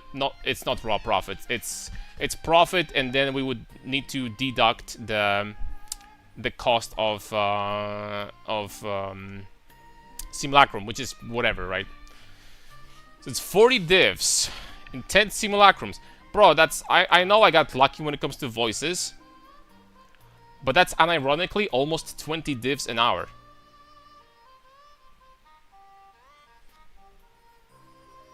That's almost 20 divs.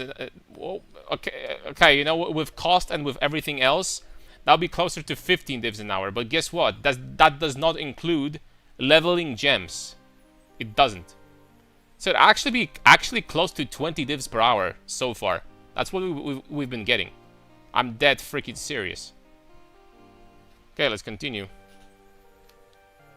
I got 2 voices in a row in the same simulacrum, was really lucky. And we got 3 intense simulacrums, which is probably... It is lucky, right? So let's just continue, boys. Just continue. But that's really good results. Like, actually really good results. We got a lot of money. What's your strength at the moment? 2724. Strong boxes are still profitable? I don't know. Friend recommended your build, so I wrote today off Luminary. Look forward to doing more damage than fingers in my hand. You're definitely going to have damage with this one.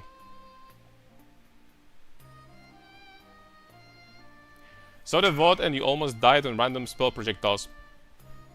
Where? Is there something I need to do exalt with the new league tech? You just exalt, that's it. But keep in mind, boys, to buy 18% crit strike multi, preferably, not 17. Because they're not going to be expensive. Just slap exalt with league mechanic and it's likely you're going to get something decent. Alright. Right. I completely forgot about those. We could be getting additional profit from that. Alright. Like be a lady. Alright, what do you think? How many level 21s did we get?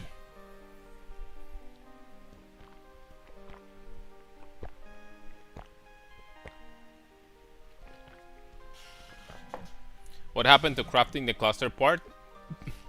I wonder how much they cost. Right, is the person that asked me about how to craft cluster jewels still there? One. GG. That's a 3 divine jewel. If you wanted to sell, you can also use yourself. GG. That's all, like, basically best in slot. Right. Alright. Dead, dead, dead, dead, dead, dead. Well, we got absolutely 0. We got 0 of those. We got freaking nothing. Holy smokes, that was bad. You know what? I don't even want to bother with them right now. I'm just gonna go. Large cluster jewels. So basically, first step. I think I should have one over here. First step, you want to spam alteration orbs until you're gonna get either +8 strength, 35% increased effect, or +4 to all attributes. Then you add additional mods, and you do that until you're gonna get 2 of those 3. So you need to have 2 from attributes, strength, or 35% increased effect. Obviously, they all have to be T1. Once you do that, you fracture via leak mechanic. You go buy a fracturing orb, get to the bolt here, and fracture, hoping that you're gonna get fracture. You know, you're gonna fracture one of those mods, right? Which is very likely. It's 75% chance with the boat. Here, you will only have 50% chance because you have 2 mods out of 4 that you're looking for. And at this point, when you have the mod that you want to have that's fractured, then it's much easier. Like, you can keep on spamming the alt and, you know, keep on doing it this way, the alt method. You can, for example, try to use the Reforge Life here and use this method. You can, for example, try Fundamental Fossils and use this method. I did craft one very good jewel doing these. So yeah, you have plenty of options to choose from. Which one is the best? Who knows? Like, legitimately. If there was like a confirmed the best method for that, then already, you know, it would be common knowledge, but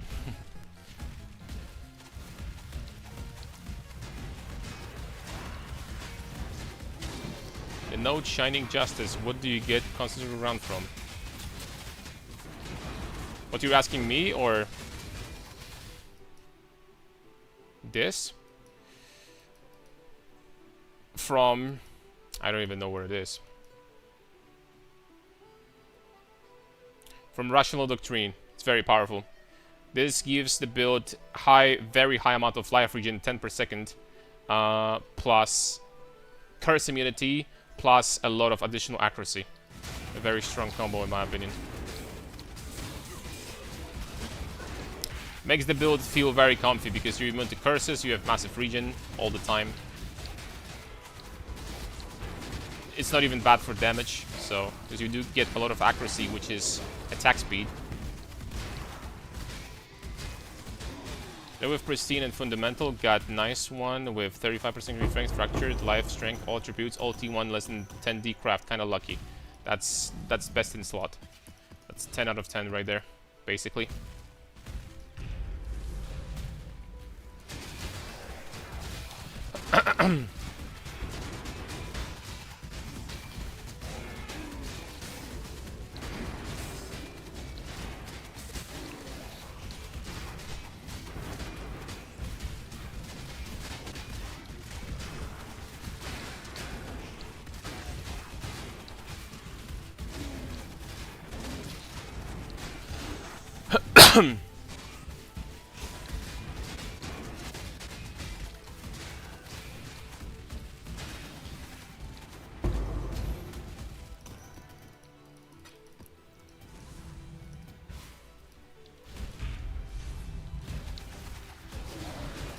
About selling it. Didn't swap already yet. I'm kinda broke right now. Can you link me this jewel in the chat? This nickname.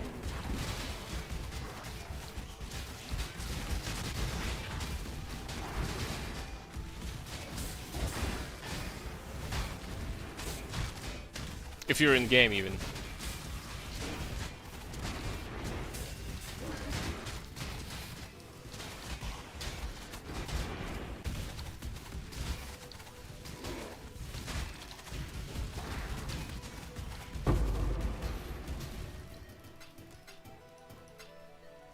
I might need to recraft my jewel, by the way. The one I have been trying to sell for 8 divs. I might need to try to recraft that because it's just not selling, so I might need to give it a try.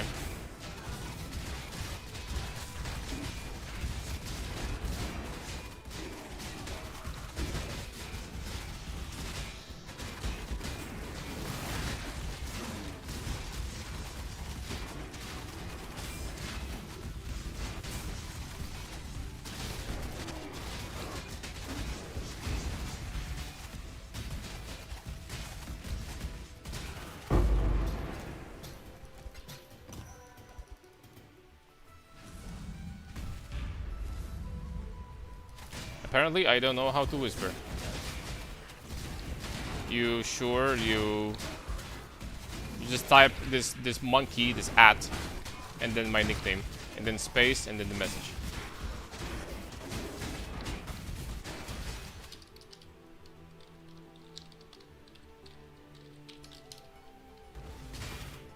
Specific trophy on. Okay, I mistyped.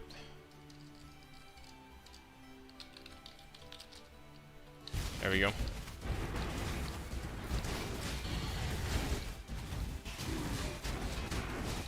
Gold Strike feels unsatisfactory for me, I don't know why. Maybe it's because of area. I would stick to Smite, or maybe even, you know, I did experiment before. People asked me to play Flicker, and Flicker still works with this. You can play Flicker if you want. Or like literally anything you want. Strength maximum mana. It's... Nope. 35, 4, 10, 8. How much you want for? How much you want for that? How much you want?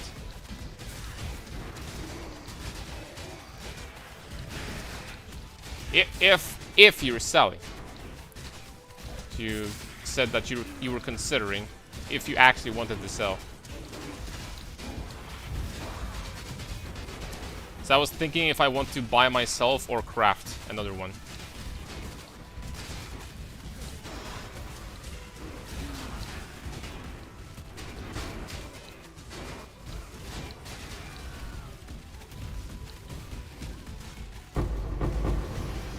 This build was a holy refresh pool. No need to advance flame. I love it so far. What's up, Mama? Very, very glad.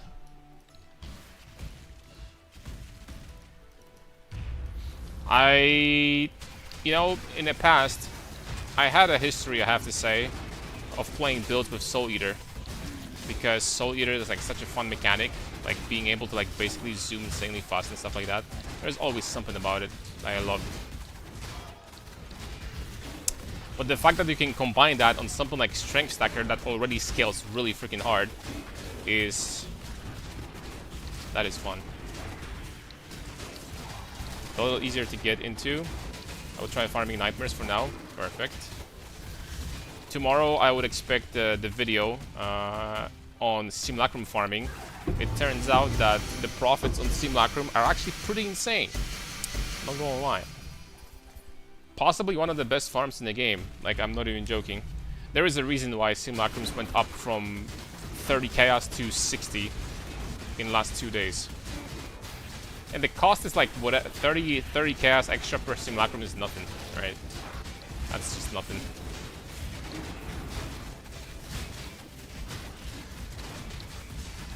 And voices are going up too. And they will be going up, the unidentified ones. Something tells me.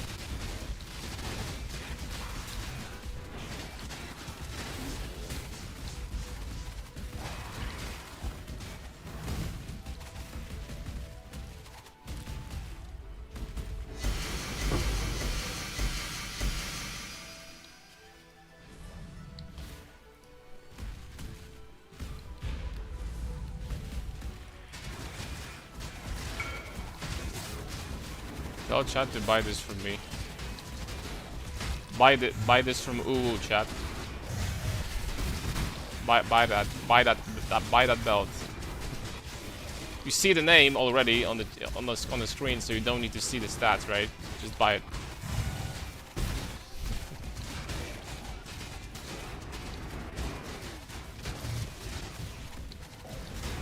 Okay, what is this?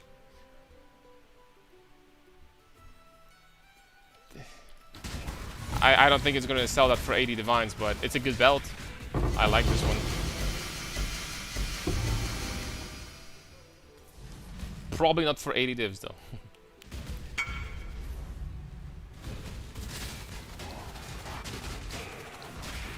What do you mean laundry? Guys, like all the crafting methods I've been doing on this build and in the past, I'm sharing all of them with you. Literally all of them. Like half of my chat is literally making bank using the crafting methods I've shared. What do you mean freaking money laundry?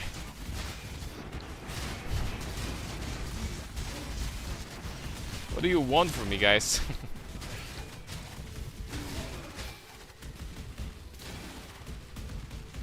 Don't freaking snitch on homies like that.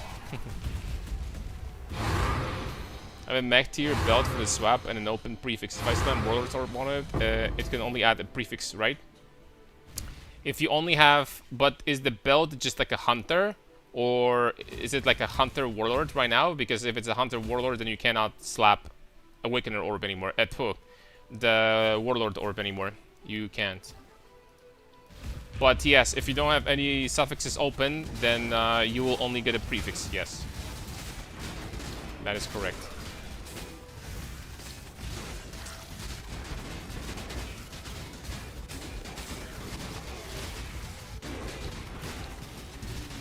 On top of that, you will only get the mod that is from special Warlord mod, not like a regular one. So you're gonna get like, I don't know, the prefixes on Warlord are like increased damage or something else.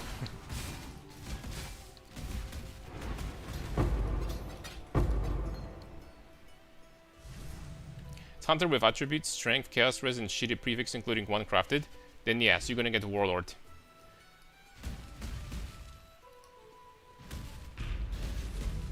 Can this build do Grueling Gauntlet Ultimatum easily, or is there something that rips this build? Honestly, I would need to check what are the possible like mod options. If there is like a mod there that completely bricks recovery, I mean you cannot recover at all, Just removes your recovery completely, and I guess you can't. But I don't remember ever seeing a mod like that though.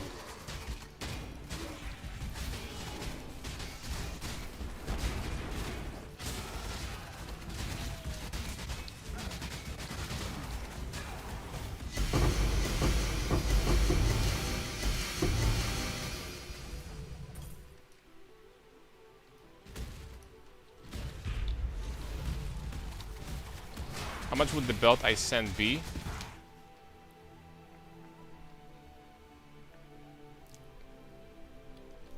A lot. a lot. That's one of the best ones I've seen this league. From the people that have been sending me.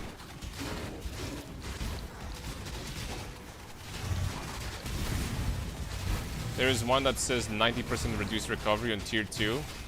Well, I guess in order to counteract that, you would need to get probably like Cinder Swallow Flask to have life recovery on kill. That I guess would be fine.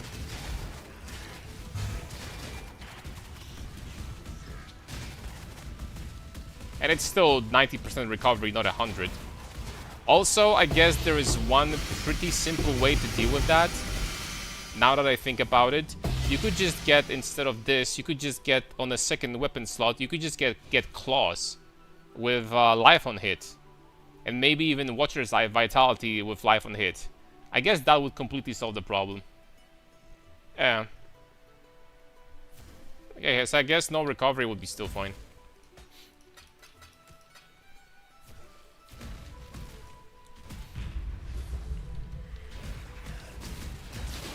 I'm using Soul Taker, obviously, but Claws on paper are like the base for dual strike of ambidexterity. The best base is Claws, because you do get 1.6 attack speed, so the highest base, plus life on hit.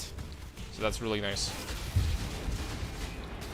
The best part about it is you can get T1 attribute and then change it to strength with the boat, even though normally you can't do that. But this league you can. So that's even better. Oh! Is that worth something still? Minions 10 passives. Is that worth something still? 60 chaos. Was hoping for a little bit more, maybe. Just a little bit.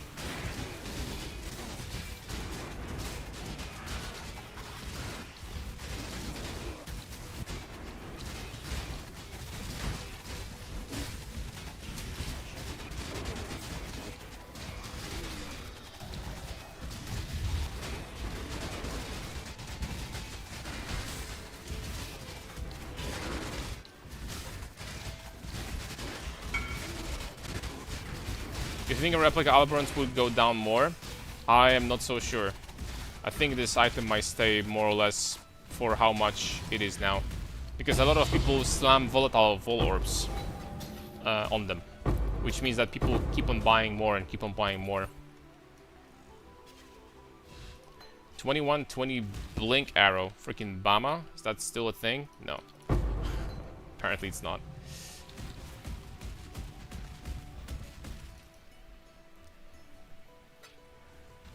My question on YouTube, claws are the answer indeed. The only thing is that you'll need to, well, I'm not using that right now. With claws, you can't use close combat. So, that's not a problem though, because you're probably going to be using melee splash with Greater Ancestral Call, or like, if not melee splash, then you can just put Void Manipulation in here. So you're totally fine. Alright, put back in here all of that stuff. I'm going to count Dialas because why not? You do get high tier unique items from Simulacrum sometimes. Sometimes it does happen. Alright, I've been thinking about it for a long time. We might do like a short break when it comes to farming. And we might try to craft this. If I'm going to fail the fracture, it's gone. I'm done. But if we're gonna get the fracture, then we're gonna craft this one. So here we go.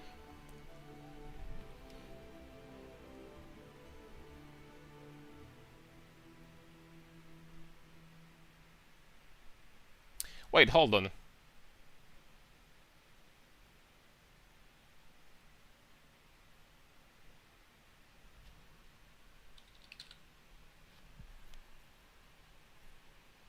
These fractured fossils at this point are pretty much the same price as fracture orbs, right?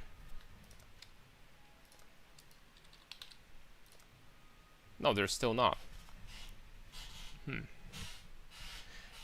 When you try to fracture via... Not gonna boat it? No, not right now. When you use fracture fossil on the jewel...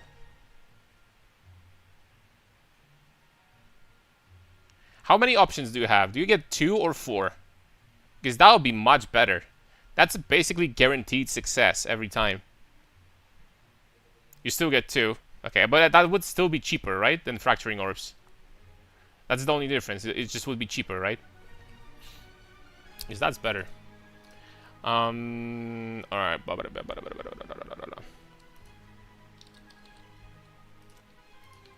22 of those. Wow, they're freaking cheap. They're cheap as hell.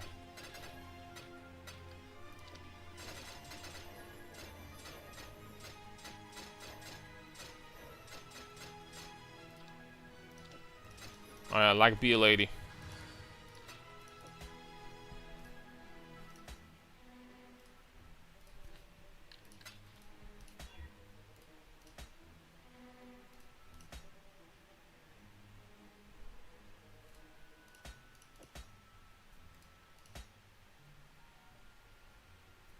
I mean, almost.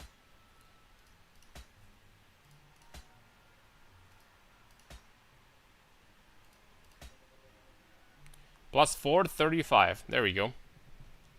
That was quick.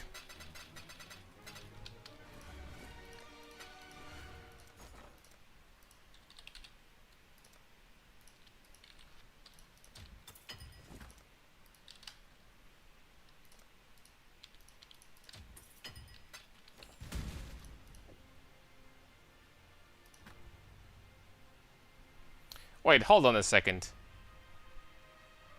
This is only going to fracture this, right? It's not going to, like, reforge to something else. Right? Guys? No. Are you not going to use the new mercenary? New what? Yeah, only fracture.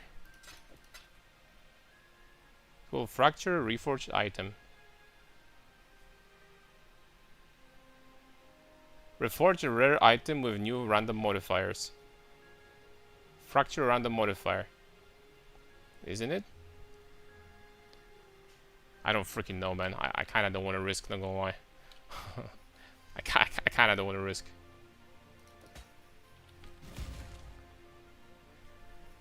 Isn't it better to use... That's how it works, it's a scam?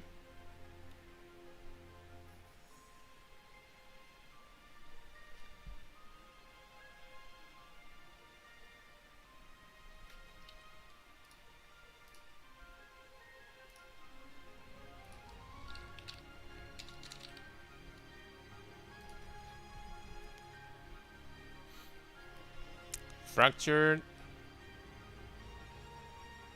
Also will cause an item to be found fractured with one fractured modifier.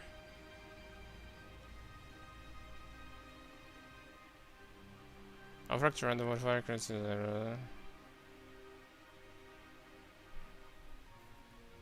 started loving your build, it's so good, thanks. Which elite mech do you think this build excels at? Honestly, anything you want. Unless there's something that requires you insane clear speed, like for example something like Legion, then you can do anything you want, really. Dude, I want to risk. I know that on YouTube. Hold on, let me find this. PoE fracture. Them's jewels.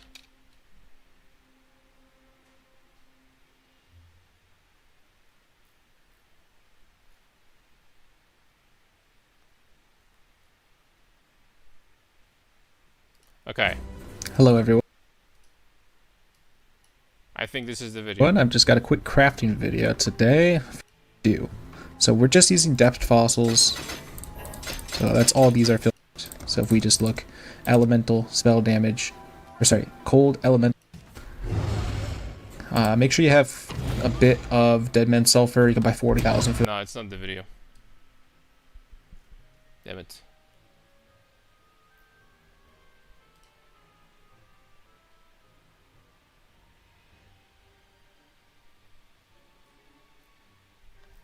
It's like a video from a few days ago. Uh-oh, Fob gonna release the video. PoE 1 has an endgame loot issue. Oh no, man. Alright, let me check add filters. This week.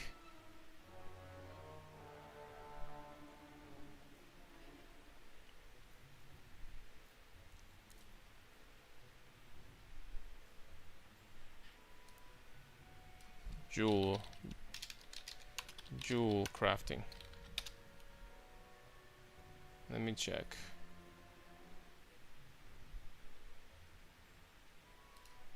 Hey guys, I hope you had a good league start.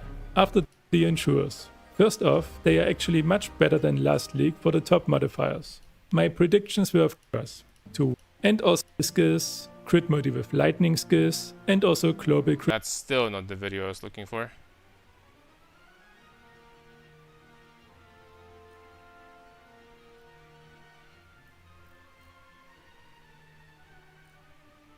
Bro, this guy just freaking...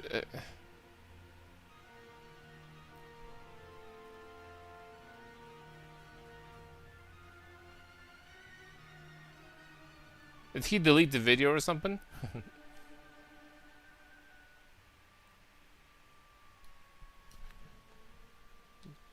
Fractured jewels.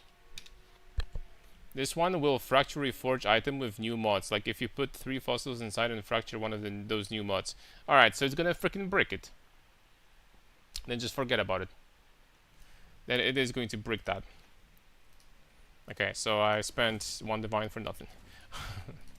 I'm gonna try to sell... I don't even know if I can sell this now. I'm going to keep it here for now.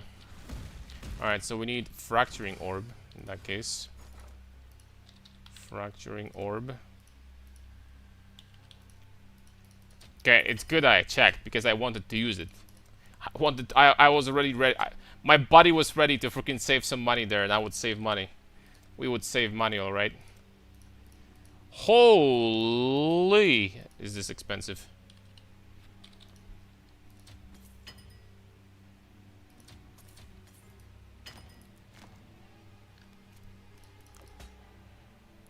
But we have good chance we're gonna hit what we need. At least. I need 1 more though. 32. Bro, people are farming bank on the juice from... Wait, okay, there we go. People are farming so much money by just doing leak mechanic. 75%, that's correct. Let's give it a try. If I fail, I'm not touching this, by the way. Okay, there we go.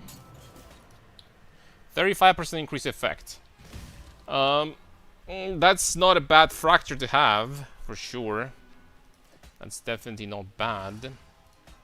I guess I could use these bad boys now. You know, Reforged Life, I would say.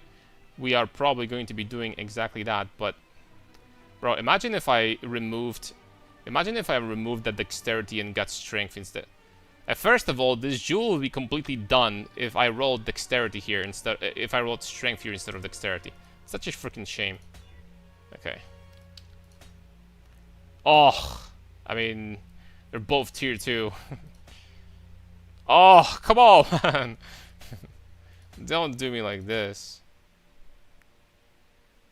That's like freaking almost. I would maybe keep that if I'm gonna remove that energy shield and... No.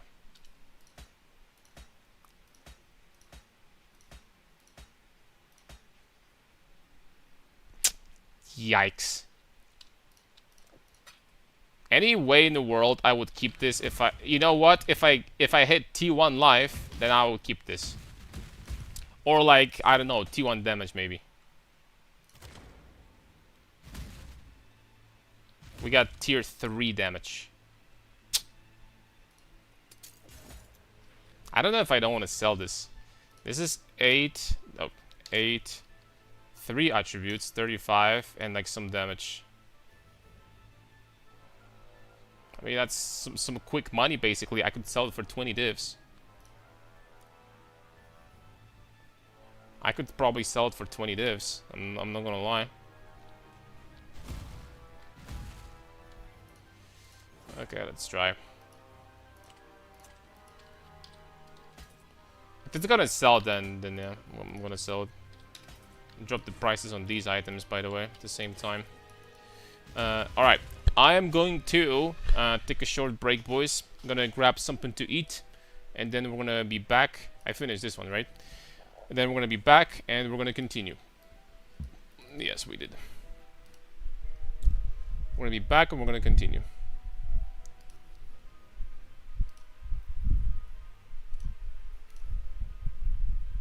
Text. Getting food, be right back. Perfect.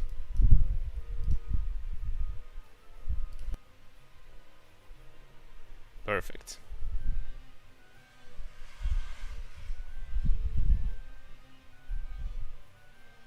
Bon appetit. Thank you, thank you. Alright, I'll be back in like 10 minutes or something.